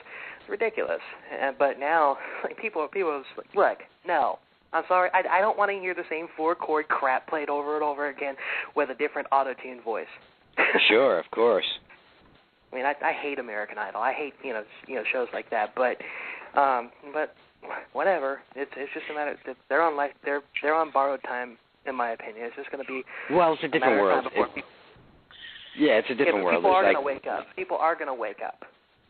I'm hoping. I hear you. It's definitely, there's different markets for different things, and you'd never have a guy like me singing on American Idol and get anywhere past the audition. So that's right. They look like me, like, who the fuck is this guy? What's going on here? On American Idol, I mean, I'm over 40, so I'm probably too old anyway. But on American Idol, I mean, I'm pretty sure that I would make it to Hollywood. But when they wanted to make me jump through all those damn hoops that they make those kids jump through and everything, I feel like, just Go fuck yourself. Yeah, no, it's a different world. You have long hair and you have tattoos and you play with the guitar, Black Widow, BC Rich, but we want you to play James Brown. That's not what I do. I thought this was a talent show about music and singing. Well, I have talent and I sing, but I don't sing that. Why do you want me to do Eminem when I play a 7-string guitar? It doesn't make sense. Sure. Well, speaking of guitars, you've got your own line of guitars out right now? Yes, I actually designed the guitar, my own signature model. It's called the Levitation 7. Well, I play 7 strings, but they also make a Levitation 6. And we're in the middle of getting a new company to make them, actually. And, they're super cool. They're the ones I use in my video and just really cool shape. Is that the one that kind of curves downward on the, on both ends of the body right there? It's the really sharp edge that's on it? Yeah, it's got a cut. The one on the bottom of your webpage right there. It's kind of on the bottom right there. It's like a reddish stain to it. Probably. It's more the ones you always see me in pictures with. Yeah, every picture of me. There's once in a while I jump up on stage with somebody and there's a picture of me playing someone else's guitar. But for the most part, most of the promos pictures are always with my own guitars, and awesome, the bass version as well. And yeah, they're beautiful. It's actually funny because it's become my logo. So we've had pendants made that the character wears, and a lot of fans have been buying the pendants and wearing them. What's that? The same guitar that's on the logo on the back of the jacket in the video. Yeah, exactly. Yeah, exactly. Okay, that's what I was thinking of, yeah. The beauty is that people don't even realize that that's actually part of the character and storyline. The logo is the guitar itself, the pendant, and the logo is part of the whole movie. So they're wearing these things, and then when they get to see the movie, they're going to be like, wow, that's cool. I got that. Oh, look at that. Yeah, and I like how you're doing this right here, because what you're doing is here, it's just like you're fishing right now. I'm fucking everyone's head up. I'm making you guess. Oh, here it is right here. I got a little bait right here. I'm going to dip it in the water a little bit. I'm going to pull it out. I'm going to dip it back in the water right there. All right, now I got a bobber. And you guys keep biting at that fucking bait, and then when I finally get you in, you're fucking mine. I love the whole concept. It's awesome, man. Well, we're just trying to make it exciting for everybody, Well, the greatest thing is, you know what, 90% of the time, especially with movies nowadays, you watch the, 15-second, 30-second commercial on TV, and it's the best parts of the movie. What you're doing right now is throwing out some ideas to get everybody's mind going, but the best is, waiting for last right there. Sure. And that's something that's been lost from the movie and music scene for a long time right there. You gotta love it. Let me read you something from my blog over at williamtelltale.blogspot.com. Cha-ching. And one of these days I'll put the little cha-ching sound on it. But and you can get me at Kevin Thunder on Twitter. And never mind. I'm just playing. Kevin Thunder WATS at Kevin Thunder WATS. I was just playing. You don't have to go with it. If they need to find me on Facebook with Kevin Thunder, you'll find the bald guy with the evil-looking face, and that's me. Well, you need to learn how to use Twitter. Anyway, okay. But I'm going to read the first paragraph of my review of this album, Mick James is Dead. Nice. And I'm also going to read, your response to it that you sent me on Facebook, if that's okay. Sure. Okay. Oh, the very first line. I didn't call you any funny names or anything, did I? No, I'm only kidding. Go ahead. No, actually, you know what? I've heard all these. Mick, don't worry about it. I do that enough for the both of us right there every day. It's all good. Like, I've known this guy since he was 4 years old here. All right? We grew up together right there. I've called him everything in the book. Look, I've called him things that his ex-wife didn't call him. You got to love it. Like they say, Exactly. friends fight more like brothers. It's all good. It's all true. That's exactly we what are brothers. right here. That's what makes us work. Anyway, but no, you didn't call me anything. But however, I keep hearing this boom. You getting messages and everything on Facebook. I'm wondering what your fans are calling us. Like, these guys are a bunch of knuckleheads, a bunch of stupid idiots who don't know anything. What are they saying? It's been pretty laid back. I'm sure I'll hear more about it after the show. All right. Let us know. Yeah. If it's good, let us know. If not, look, just pretend it was a good time, all right? Still let us know. But anyway, the first paragraph of my review of Mick James is Dead is there have been all sorts of concept albums released over the years with just as many great concepts. A trip into the drug-induced nightmare of a spoiled rocker into A criminal mastermind who brainwashes a kid into committing many murders of politicians.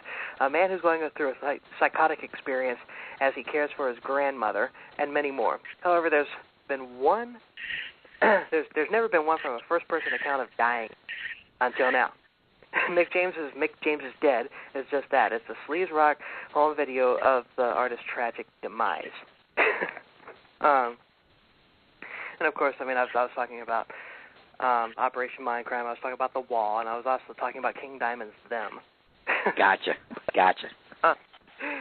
But your reply to that was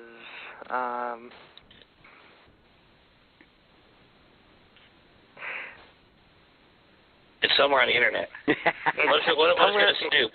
Damn, I thought I had enough, but I didn't. I was trying to multitask. Anyway, you said that you were smiling as you read the thing, and and what you touched on before about how everybody has a different interpretation about it and everything, and that's really freaking awesome. I mean, the buzz that you're creating about this, about this album.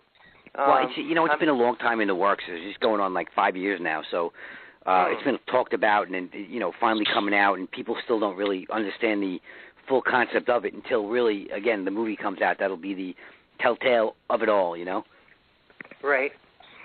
And that right there, I'm telling you right now, not just because you're a guest on our show, but honestly, the whole concept idea of the movie really, really intrigues me. I mean, that's something that, it's not horror. It's more suspense lined right there with a little fun and rock and roll involved in there. And the whole idea of what happens afterward. Definitely. It's definitely, That's the cool.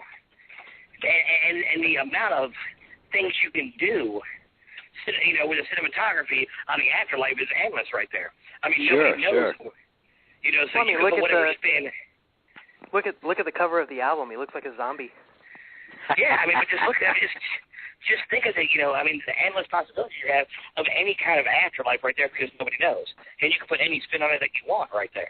Well, that's why it's considered a fantasy. It's very dark, but it's a fantasy. It's funny enough. Those are my favorite kind of movies, or just like fantasy type of movies. And that's really what it is. It's the my version of what might happen if I did die, or not me per se, the character. We got to make that distinction. It's not me. But it's very close. That is very close to my real life in the sense that I am a musician, obviously, and I've been through a lot of. I wonder why you didn't have an area code when you called in. Where are you calling from there? What I called in now? No, I'm joking, man. I was like, you're calling from another different place or a different dimension or a different plane. It was kind of a I've always right thought there on your movie right there. There you go. I was just trying to add to the suspense of everything.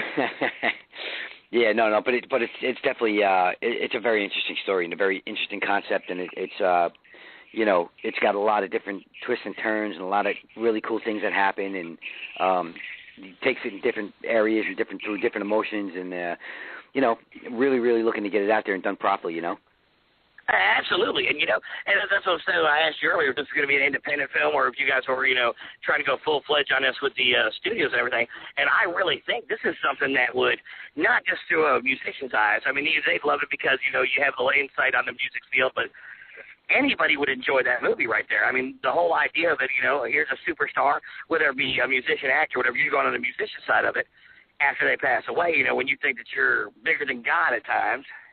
Exactly. And then all of a sudden, guess what? Well, it's like a. Yep. It's like a now I have to answer for. I really have to think. Where does this go from here? Because no doubt. in the world. That's awesome. A heavy metal version of Dante's Inferno. I haven't seen that, but I'll have to check it out. No, not even really. Dante's Inferno. I was thinking of a different movie. Never mind. But yeah, you're right, Bill. It's just that little. Because everybody will think in a way of, look, this is how I'm living my life, and, I think I'm greater than this or greater than that, and this is what might happen. It's true. And no one really knows, like the song says, no one really knows, when you're going to die or what to expect in the afterlife, and that's the truth, none of us know until we actually do it. So, exactly. And you know what? You can't tweet about it. You can't throw it on Facebook or anything like that about what happened afterward. Right. No, definitely not. That wouldn't be. Yeah, that's awesome, man. Thank you, appreciate it. Yeah, I mean, initially, I thought to myself, like, look, I've had interest from the very beginning in the movie end of it, but, there's people who talk shit, and there's people who say they're going to do it, and then they're not going to do it. You don't know. You're waiting on this guy. You're waiting on that guy. And at the end of the day, I mean, I would make it with my friends like I did the video. If it came down to that, I would do it with an iPhone if I had to. I don't care. But I've been fortunate enough and lucky enough to have some people involved now that have access to budgets who really want to get a real serious budget and make a real movie out of it, and very, very excited. Exactly. Because I think it deserves it. One of those GoPro cameras, GoPro. I don't know what happened to my mouth. I had a mini stroke trying to say pro there. But instead of one of those little GoPro cameras, you can get an actual Panasonic film camera and actually, do this on the right budget in the right way. That's awesome, man. Yeah, I mean, it'd be nice if the actual movie came out at the same time as the CD, but unfortunately, budget pending and being an indie artist and all that, it wasn't possible. You'll definitely see a resurgence in CD sales when once the movie comes out. Well, that's definitely the beauty of it. I mean, the stage show supports the movie and the CD. The CD supports the stage show and the movie, and vice versa. So it's really like a good. Yourself. You're feeding your own monster right there. Yeah, it definitely does a lot of cool cross platforming, which is really, really cool. Because I mean, if I personally was to see the stage show, I'd be like, I got to see this movie, vice versa. I mean, so. And, at the end of the day, a lot of people ask me this. I've been asked this a million times. Honestly, I mean, regardless of the movie, regardless of the pictures, because I think the photos and the graphics, the guys I had do it were just so amazing what they did, and with the photos and everything, and all the concepts for, like, the CD art and all that. I mean, I got to be honest, all of that would mean nothing if the songs weren't good. And the bottom line for me is I'm a songwriter. That's what I do. So the songs are, very well put together. Make a lot of sense, and really, really, the music is everything. If the music sucked, I don't care how good the movie was. It would be, it would be kind of like, half good. Right. Well, it was the one thing you have, you love musicianship, and you've been a musician all your life. You play with bands, with your brother and bands here, and playing the bar scene and everything. You understand that side of the business. You understand that side of the music. But on top of that, you worked in an industry where you have to write for movies and commercials and, TV shows, sure, and know how to fit things in there. So this is kind of like marriage put together in heaven right there of two of the, strongest parts right there that'll work together, because as a musician, you know what you want the music to sound like, but you also know how to put it together to where it will work. Oh, no doubt. And it was definitely a challenge. Aspect.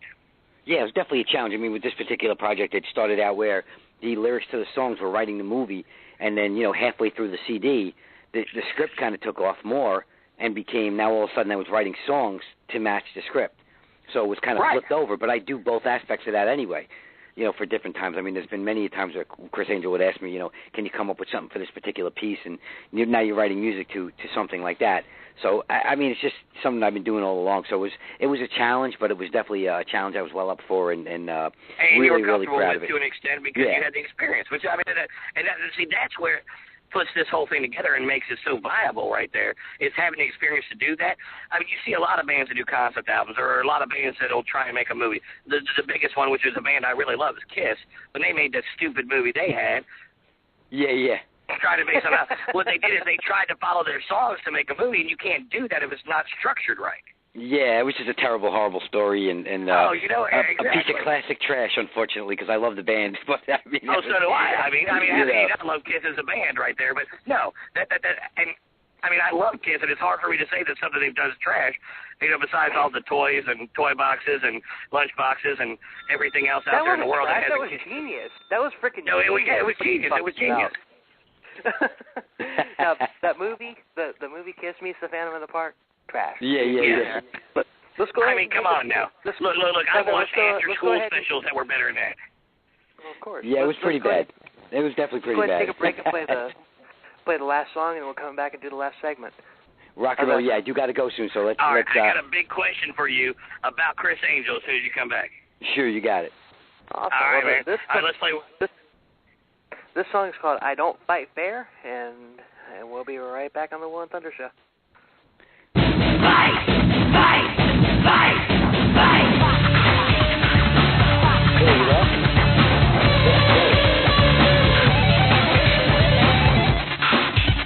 It's blood dripping down on the side of your face. That gives me a rush I can take. I crush you and leave you.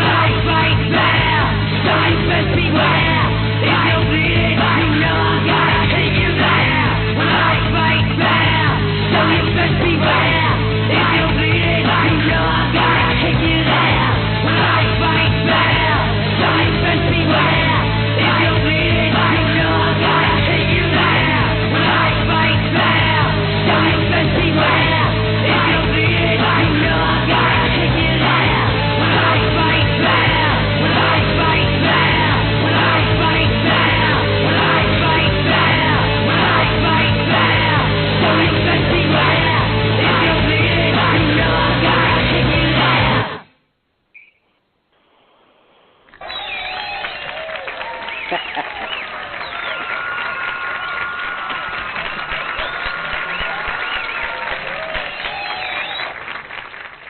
back to the Will and Thunder Show, man. I love the little audience there. That's great. Yeah, the live audience right here. Real quick, one thing. Before we go on, man, we got to do a little shout-out right there to the man who made all this kind of stuff possible right there, the king of the radio, one of the greatest ever radio DJs. Casey Kasem, man, passed away. Oh, yeah. And we got to give him a shout-out. I mean, without him, man, I mean, radio is just, would have been nothing, man. I mean, the countdown back in the day was, as kids, you're waiting for that cross-country dedication and what song was big, what was going on in the music industry at the time. And God rest him, man. Yeah, he's definitely, an American staple, so you hate to see a guy like that go. Mick, I saw you post the other day on Facebook, or actually yesterday, about him, and you posted a certain video clip of a very human exchange that yes. that Casey Kasem had. Well, I heard that years ago on the Howard Stern show, and I cracked up because he has such a calm, soothing voice, and that's why everybody loved him so much. He just had such a great voice, and his demeanor and everything. And then like behind the scenes, you see this guy's like a real guy, like everybody else. He's got his issues and his problems, and it humanized him to me a lot. I always thought it was hysterical because you'd never hear Casey Kasem going off and saying "fuck this" and "fuck that." What do you do this shit to me for? And but it really just shows that he's just a guy. Everybody's just a guy. I think that you have to be humbled in your reality. And he was just a guy who had a great career, and he was around forever, and he did some great things, and very sad to see him go. And I do have to say, yeah, I've got a little bit of the clip. I mean, the actual clip, like the whole meltdown that he had that showed he was human, was like 6.5 minutes long. I've got about 1.5 minutes of it, but you definitely get the point. But I kind of added something to it at the end for kind of a tribute to the guy. I mean, he did a lot of the cartoons that we grew up with and everything. Sure. So it's basically, Shaggy reacting to Casey Kasem. Nice. We're up to our long-distance dedication. And this one is about kids and pets and a situation that we can all understand, whether we have kids or pets or neither. It's from a man in Cincinnati, Ohio, and here's what he writes. Dear Casey, this may seem to be a strange dedication request, but I'm quite sincere, and it'll mean a lot if you play it. Recently, there was a death in our family. He was a little dog named Snuggles, but he was most certainly a part of... Let's start again. From coming out of the record. Play the record, okay? Please. See, when you come out of those up-tempo goddamn numbers, man, it's impossible to make those transitions, and then you got to go into somebody dying.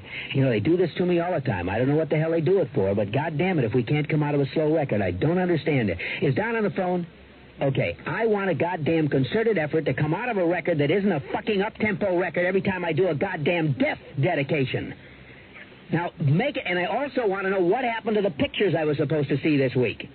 Since the last goddamn time, I want somebody to use his fucking brain to not come out of a goddamn record that is, that's up-tempo, and I got to talk about a fucking dog dying. Good boy.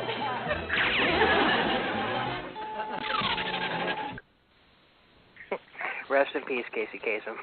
Oh, definitely. That's such a great clip. Yeah, it's a lot longer, but that is a great clip. It's just, you'd never think, but he's just a guy, Right. Well, I mean, I could definitely. You gotta love it.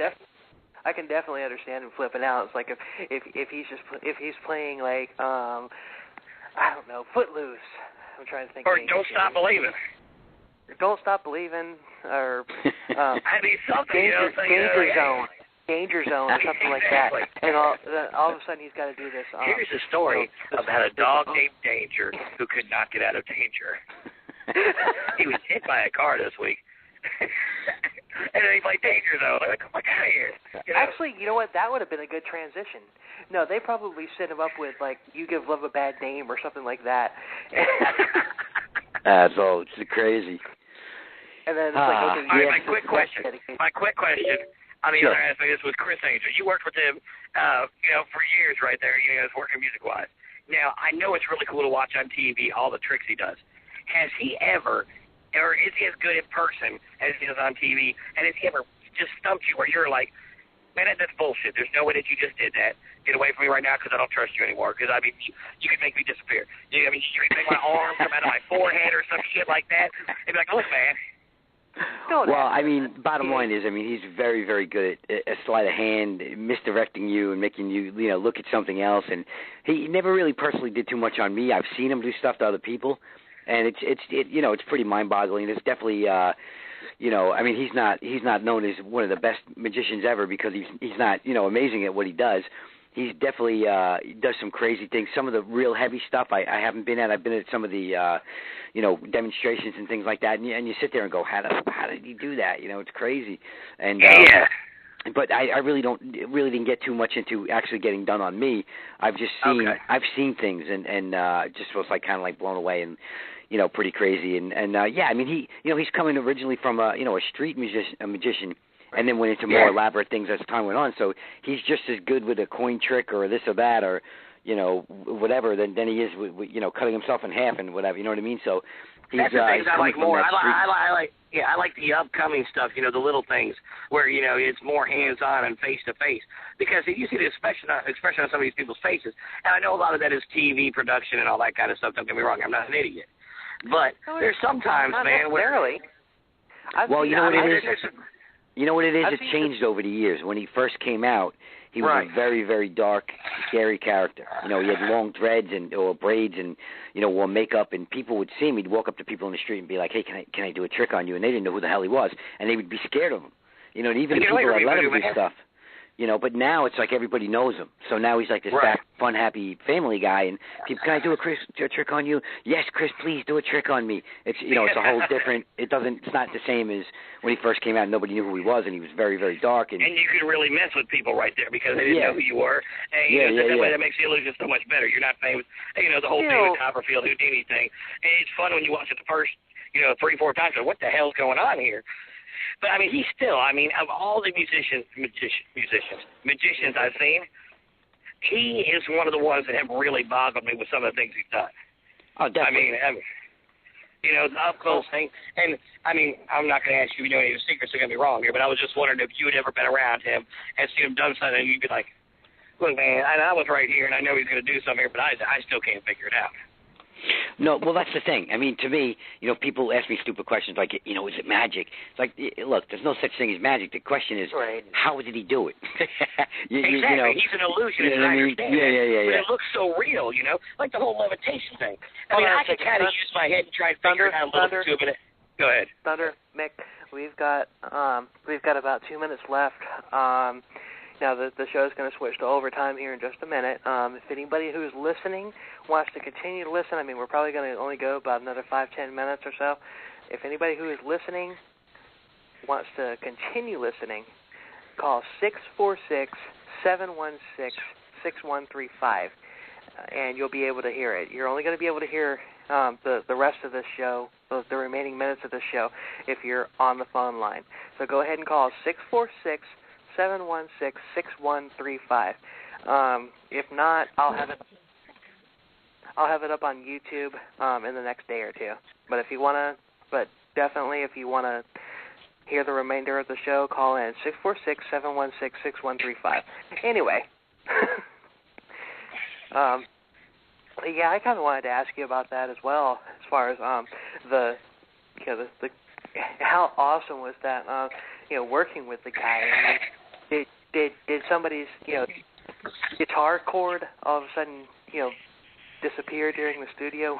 Did he play practical jokes on people that were recording? No, not necessarily. We always pretty much had a musical working relationship. We weren't really it wasn't like he'll sit around and do tricks, I guess, for people, but it wasn't really necessarily like that. We were always really busy getting down with music stuff and putting things together for the show, and that was in the early days. He would come to the studio and whatnot, and then after season 2, he'd just be like, do whatever you want, and I'd send him stuff, and he moved to Vegas, and he would just tell me what he liked and didn't like. So he became less and less involved as time went on. So it was in the very beginning. It was it was kind of flat out establishing what was going on and what was happening, and again, he wasn't famous when I started working with him. It was 2003, and it wasn't until 2005 that he got the TV show, and that's when it hit and started getting big. That's when things started to really change. Before that, for the first 2 years, he was a guy out there trying to do it. He was doing things, but he wasn't really like the guy that we know now.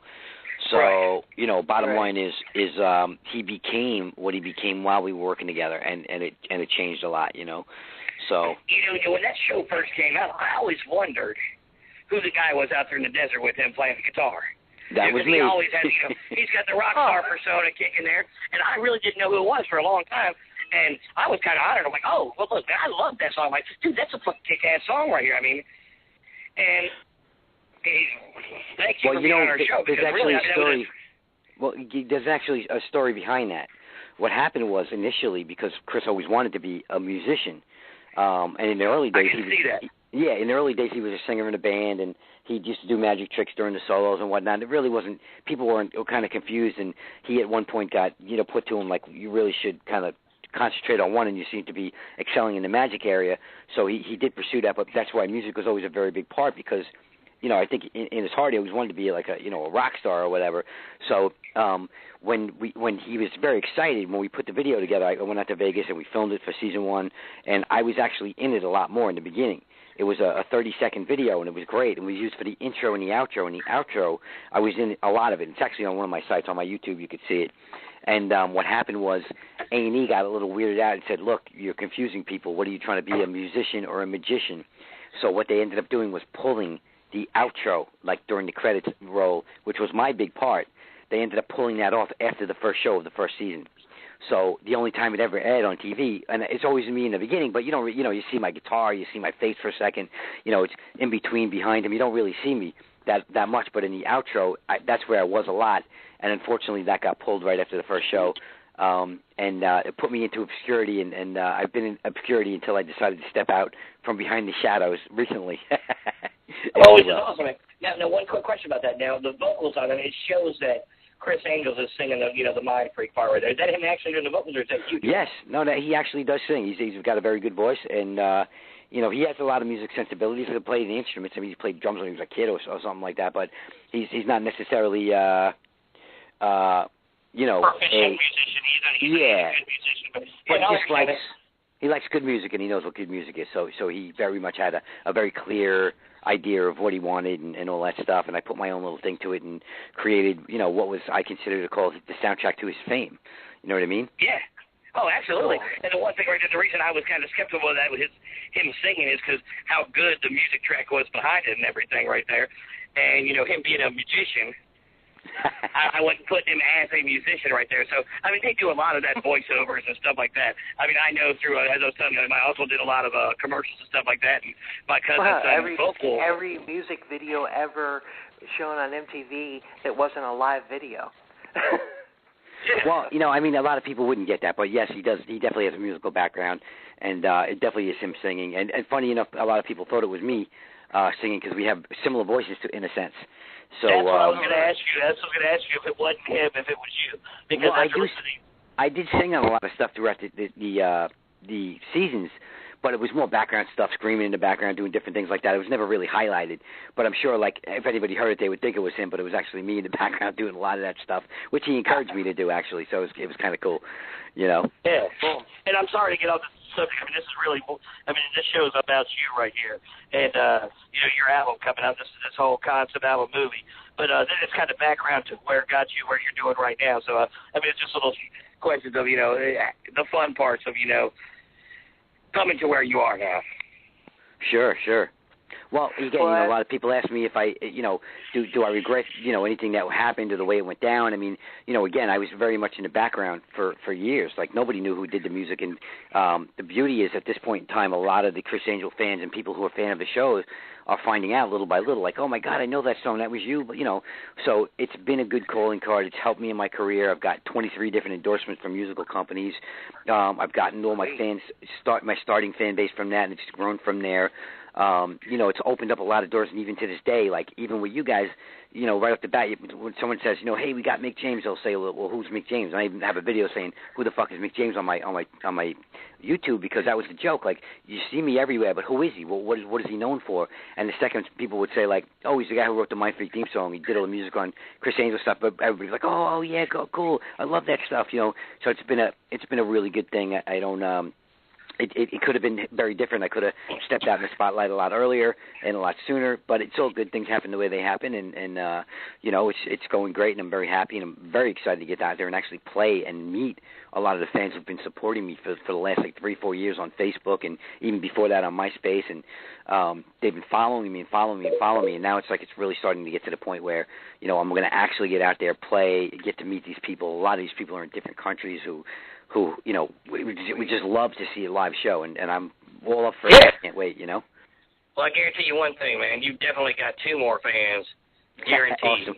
After finding you. And on top of that, hopefully a lot more who, for the people who are listening tonight. On top of that, the one thing in America right now is we're kind of lagging a little bit on the whole, real metal scene. It's just kind of, music that, you play, we love. Yeah, I got something to say You about that. go across the world. You go across the world, and it's still so big, especially in Europe, South America. Well, what it is? It's true. The bottom line is music in general, rock bands, I have to say this, and I don't mean to put anybody down or, everybody likes what they like. A lot of the new shit that comes out, it's very mundane, it's very boring, it's very samey. All these bands got the same name, they sound the same, they're whiny. I don't really like a lot of the new shit, not because I'm always up for new shit. I like all kinds of stuff. No. I don't like these bands that have the same exact kind of name. It's unoriginal, and the worst thing that ever happened in music, in the rock scene, is no guitar solo. Well, guitar solos are icons. Yeah, without them it sucks, but there's also, it's not always necessary in every song, but, the point of a lot of this is, it's just become so, I don't know, just like the music scene sucks. It's like whiny and mundane. Yeah, it's and I feel... and it's mundane. Definitely, I feel like, it needs a big kick in the ass, and honestly, I got a really big shoe, so I'm looking to shake things up. I love it. Listen, let me tell you what. I'll be right there behind you kicking ass. I'm 5'6", but I wear a size 12, and I'm ready to go to work, man. I'm ready to go to work. Nice. That's it.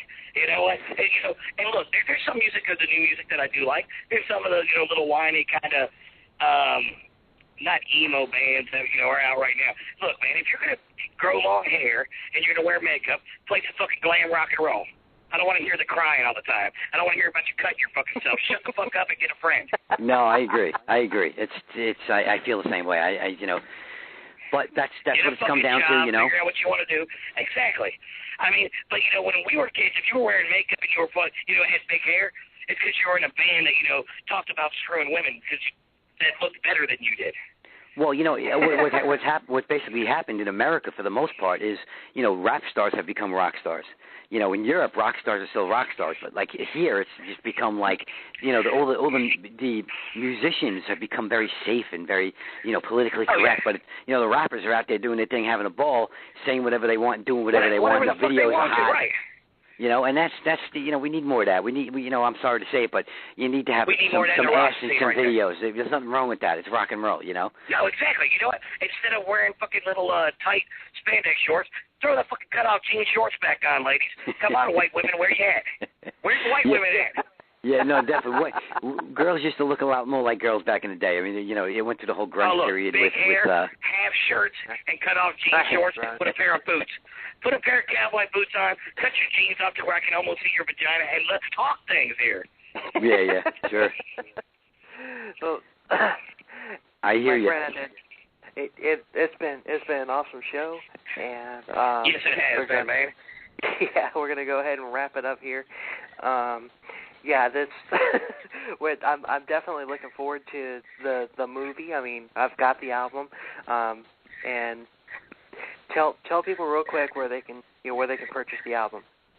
Well, right now it's on pretty much all the stores like iTunes and whatnot, and Deezer, and I think it's called RDO. I'm not even sure how to say it. It's on a bunch of different outlets if you just Google it. However, you can always get to my store, which unfortunately is down right now, but it will be back up soon. I'm working on that. It's just my main website, which is mickjamesisdead.com. So mickjamesisdead.com. You can find everything, Well, my social media. That's what we want, because we don't like to promote Amazon and Google Plus and stuff like that. We want to promote the site to where the musician can make the money. So if it's Mick you put the work in there, Amazon did. Yeah, MickJamesIsDead.com is definitely where you can find all my social media and all my stuff. And like I said, the store is down now, but it will be back up shortly, and anybody can get a CD if they want one. And you know, that's how you get hard copies, really. The other way is just download. I mean, some people rather download something. And there's nothing like having a hard copy. Yeah, and just so everybody knows, if there's anybody out there listening that doesn't know who I am or hasn't seen my sites, any hard copies of the board I've been signing. They also come with a whole package of a signed photo and a custom guitar pick and stuff like that. So it's an actual package, as opposed to if you download it, you know, first of all, you don't get all the artwork, you don't get all that stuff. And this particular project is very filled with art and amazing graphics, and because it's part of the movie and whatnot. And that's another thing I hate. Like that's another thing we need to get back to that as well. Back in the day, you went to the record store and you bought a record, man. You got a free poster with it, and those posters were that was your wall, right there. No, you had 150 posters of this band and that band because you got a free one when you went and bought the album. I mean, and to be able to have it on your hands right there, that hard copy. You said the artwork alone, and all the information on the inside, you get to learn more about the artist. And you got an MP3, guess what? You're hearing a song, man. Which is great, don't get me wrong here. But, be a part of the whole thing, man. And let's get this back to where it needs to be, where the artist and the listener kind of connect a little more right there. Definitely. Well, I've been finding that a lot of people actually still do like CDs and would prefer them. I mean, some people just straight up download, play it on their iPod or whatever, and that's cool. That's great. But I've been finding that a lot of people actually do ask me for hard copies, and I love that because I would prefer that any day of the week. And in my opinion, I think it's better quality sound anyway. When you have the opportunity to sit there and not listen to it on your phone, and you actually have an EQ in your car, and you throw that CD in there, and you can EQ it to where you want it right there, and your speakers aren't rattling because the bass might be a little higher. And it's just so much better right there. I mean, you can get more quality out of it, in my opinion. Sure. No doubt. Well, guys, listen, I got to go. It's been great. Thank you so much for having me on. I appreciate it. And I'm glad you guys got to debut the new single. I'm going to be putting that up on Reverb Nation soon so people can actually hear it. And shortly after, hopefully in the next couple of weeks, we'll be able to get the actual video to that song out as well. And it'll put together a little more visual of the actual story from the Speeding Like a Fiend, what happens from there to the next song, and keep you in a little more suspense until the next one comes out. Well, Mick, personally, I'd like to thank you for being on the show, man. It's been fun, man, and you're a down-to-earth real guy, man, and I'm telling you right now, I really thought you were going to be more like the guy in the video right there, and good job on the acting part right there. Look, that was fun, man, and I really appreciate you being out here, and the music is fantastic, and I am really excited about when the movie comes on, so hopefully you'll keep in touch with us and give us a little heads up on when things progress a little bit. Sounds great, guys. We'll definitely have you back on again when the movie comes out, whatever. We want you on again at some point. Sounds great. All right, guys, have a great night. We appreciate it. And to all our listeners right there, that is Mick James, bitch. And you get a Mick James bitches T-shirt if you go on this website. Indeed. That's right. All right, man. We appreciate it, man. You got it, man. Have a good one, guys. You too, man. So long. Thank you for listening to the Will and Thunder Show. The band that's going to take us out is Beyond the Fade from Charlotte, North Carolina. You can find them at Beyond the Fade at Twitter and also at Facebook, Beyond the Fade. The song's called Lights Out, and they're going to take us out.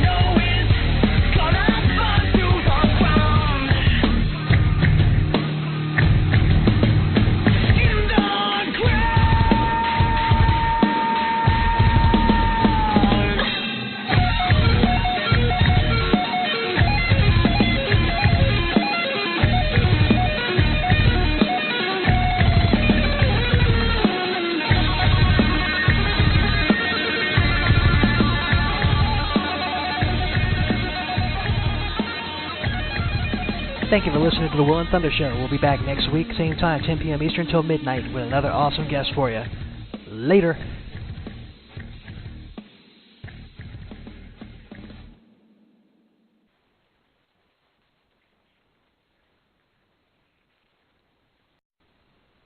Blog Talk Radio.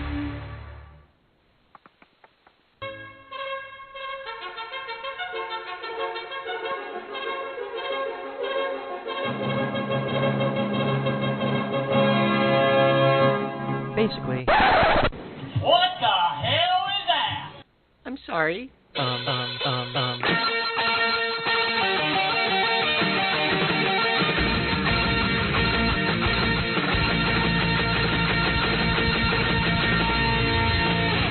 Well.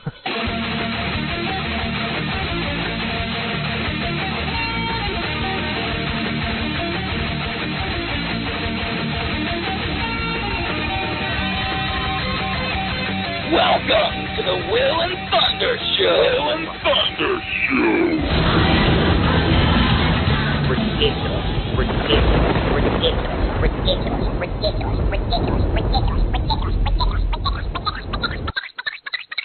Welcome to the Will and Thunder Show.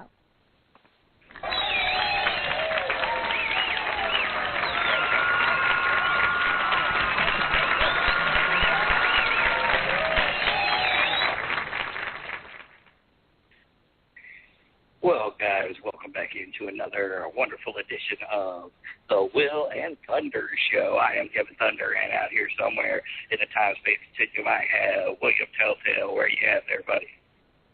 I'm right here. You got something? You sound scratchier than normal.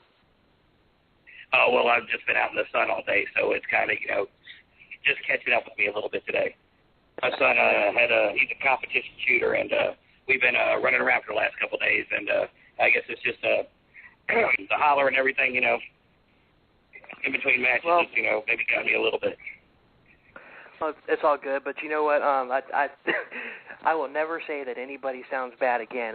You've got to hear Scotty Farrell on the bench. He's a CBS Sports guy on the sports radio, and he's on at night. I'm not sure exactly what time or whatever, but oh man, I'm not kidding. If he can make it on radio, anybody can. He sounds just like this, but I mean, I'm not exaggerating at all. I mean, you look him up on YouTube, find him, whatever. This is exactly what the guy sounds like. But the funny thing is, kind of like me, but whiny. With a higher voice, he kind of but he knows his stuff. It's a really good show. I highly recommend it. I mean, I've got I listen to it from time to time when I can. But it's a well, that's the one thing. If you have talent, if you have talent, the voice doesn't matter. But I mean, it's a really big thing in radio is to have a voice, but you have to have the person to go along with it, and it's vice versa. I mean, if you have the personality, you have the know-how, you know the knowledge, and you're a good speaker. It doesn't matter what your voice is like. I mean, there's certain people out there who didn't have voices who made it in radio. Look at Howard Stern right there. He really does not have a radio voice, especially when he started. He's come a long way. Don't get me wrong, and I mean he's come a long way in radio. Hell, he's a king of talk radio. But what I'm saying is, he's come a long way with tone and, his articulation and all that. I mean, he's totally different stuff than he did when he got started. I mean, if you hear Howard Stern now versus even something that he did earlier in this century, like maybe 2001, 2002, right, night and day difference. And by then he was still he peaked back in the 90s, so he's right. The butt man era. Yeah, but. His voice, Baba Booey. His voice still really good.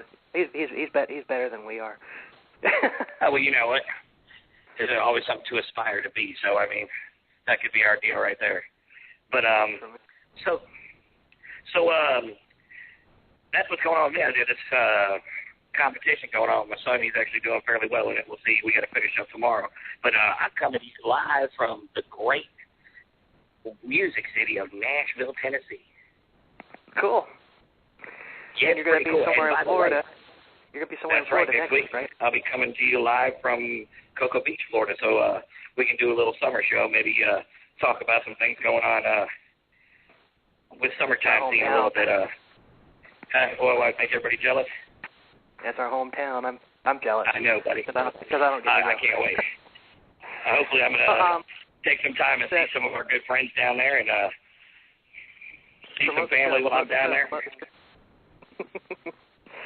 Well, I just want to say to all the people listening for the first time, Mick James will be on about 10:30. And what we do between 10 and 10:30 is we get warmed up, get into the groove and everything. We call it the shenanigans segment. Now, the beauty of shenanigans. The beauty of this is shenanigans. The beauty of it is what shenanigans? We get to kick off the shenanigans segment with a story about shenanigans, which is awesome. Our shenanigans are cheeky and fun. Yeah, I mean, his shenanigans are cruel and tragic. Which makes them not shenanigans at all, really. I swear to God, I'll pistol whip the next guy that says shenanigans. Shenanigans! Shenanigans! Are you little?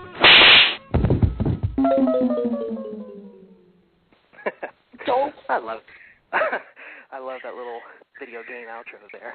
But I love it right there. Like I said before, we get to start off the shenanigans segment with a story about shenanigans. And you're familiar with Snopes.com? Yes, that's the self-proclaimed end-all, be-all, know-all of the internet. You know, if it comes from Snopes, it's got to be true. It's got to be true. Well, there was this quote that I read from Benjamin Franklin that he posted on Yahoo. It said, "Don't believe everything you read on the internet." Absolutely. Well, you know, I am a French model. You are? Yeah, you know, that commercial. That commercial was one of the great. Yeah, okay. Me too. I'm in shape. I am. I'm in shape. Yeah, just not the type of, not the location. Not the Arnold Schwarzenegger kind. Although my belly probably sticks out farther than his chest. Well, you know, you got to start somewhere. Anyway, yeah, I've called shenanigans on Snopes for years, and I've been told that I was an idiot for dude. If it's on Snopes, man, they do the research, man. They know everything. And I've been told how much of an idiot I was for I'm sorry. Trained investigators. Trained investigators. Just because something's on Snopes. Well, no, they're not journalists. They're wannabe detectives, or so they want everybody to think. I mean, but I've gotten into arguments in forums and on Facebook and everything about somebody posting something on Snopes, and I'll be like, sorry, I don't buy it. And oh man, these people get offended if you don't believe what Snopes says. Well, what kind of tool would you think that they would have to do all this research about finding out whether things are true or not?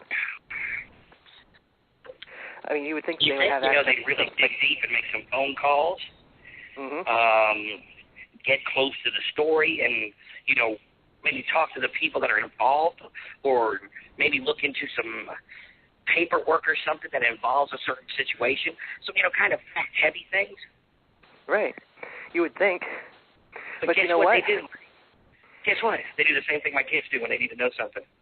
They do the same thing that I do when I'm doing show prep. Exactly. Google search engine. Google search engine. Oh my goodness. Google search engine. I mean, it basically Snopes is this man and woman. They're married couple. They look like somebody that you would see in Walmart. With the wife driving around the little carrier thing, even though she's perfectly able to walk. I'll be nice because we're on the radio, and I will not call that what I usually call that. Well, yes, I will. I don't care. It's a tart cart. Well, I mean, there's a picture of the two of them online, and they're sitting on this pink couch. The husband has a haircut that looks like he's a reject from the 70s, and then the wife is almost as big as the couch, and the cat that's behind them on the back of the couch is almost as big as the wife. That is hilarious. You can't say anything about a big cat. Don't even bring that up. Leave that cat out. It's not its fault. And you remember Tabby, and we'll leave that alone. The true living form of Garfield. I'm going to cry. I miss that cat. Well, Tabby was the coolest cat ever, but still, that was the biggest cat ever. Bigger round. She didn't claim to be an investigative journalist either. Well, you know, it's funny, you know, you get these people out here who have, especially if you get, you know, people with, you know, some wide-eyed, wise ideas on certain things. Anyway, if you go on Google and you look up anything, there's 37 different stories on it, 37 different opinions. Yes, aliens are real. No, they're not real. Yes, they are real. I saw UFO. No, I didn't see UFO. So, I mean, they're not doing anything that we don't know already. And there's no proof, there's no facts to it. Their names are David and Barbara Mickelson, and they're from San Fernando Valley, California. They started the website about 13 years ago, which that makes sense. I first started hearing about it around 2001, 2002. Right. And basically, in 2008, there was a State Farm agent named Bud Gregg, and he had a political sign made in Louisiana referencing Barack Obama, and that made a big, huge splash on the Internet. And the Mickelsons researched this issue, and then they posted their condemnation of it on Snopes. Basically, in their statement, they claimed that the corporate office of State Farm pressured Mr. Gregg into taking down the sign. In fact, nothing ever took place. A friend of Mr. Gregg actually personally contacted David Mickelson to tell him that that wasn't true. Nobody asked him to take the sign down, but they didn't retract or anything. That they just left it be. Right. But it's they never. They said that they would look into it, but the Mickelsons themselves never, in fact, called this Mr. Gregg. So they've also posted stories that they know to be false on there. You know, it's basically politically driven. Basically, it was like if I don't know, give me a big time Democrat person. If I don't know, Michael Moore. Michael Moore decided to. Nancy Pelosi, if she decided to make a factual website, and it would be the same thing if like Rush Limbaugh tried to do one of his own. That's all it was. So this is highly political. Right, exactly. You know, biased ideas, and you know, everybody wants to be famous nowadays. So if they can hide in the background, I think for myself, and that was my main issue about Snopes. Is I think for myself, and I'm going to research. If there's something that I care enough to look it up online, I'm going to go through the procedure and the work to find out if it's for real or not. Right. I'm not going to go. I'm not going to go to find the needle. You're not looking for. I'm not going to go to the first freaking website that I see. Oh, there it is. It's true. I'm not going to do that. And I don't care what side of the political spectrum the story's from, whether it's right wing, left wing, somewhere in the middle, or what. I don't trust, especially when it comes to politics. I don't trust anything anybody says. Oh, no, you can't. I mean, everything's so politicized now, and everything, even media nowadays, there's no truth against media. I mean, we're one of the few people who actually go out there, and we just state what happens. I mean, yes, you have your opinion, I have my opinion, but, you can kind of state what – it's sad nowadays. You have Fox News for the Republicans. You have CNN for the Democrats, and then you can pick and choose in between the other ones. And then you have MSNBC. You have MSNBC for the total whack jobs. But the thing is, I mean, what happened to Tom Brokaw, who just told you what the news was, didn't tell you what to think about it? Yeah, and I mean that all went out the window when those documents about George W. Bush came out about his. No, what happened is when they broke up the media and they sold it off to big business. When big companies bought ABC and all that, that's what happened.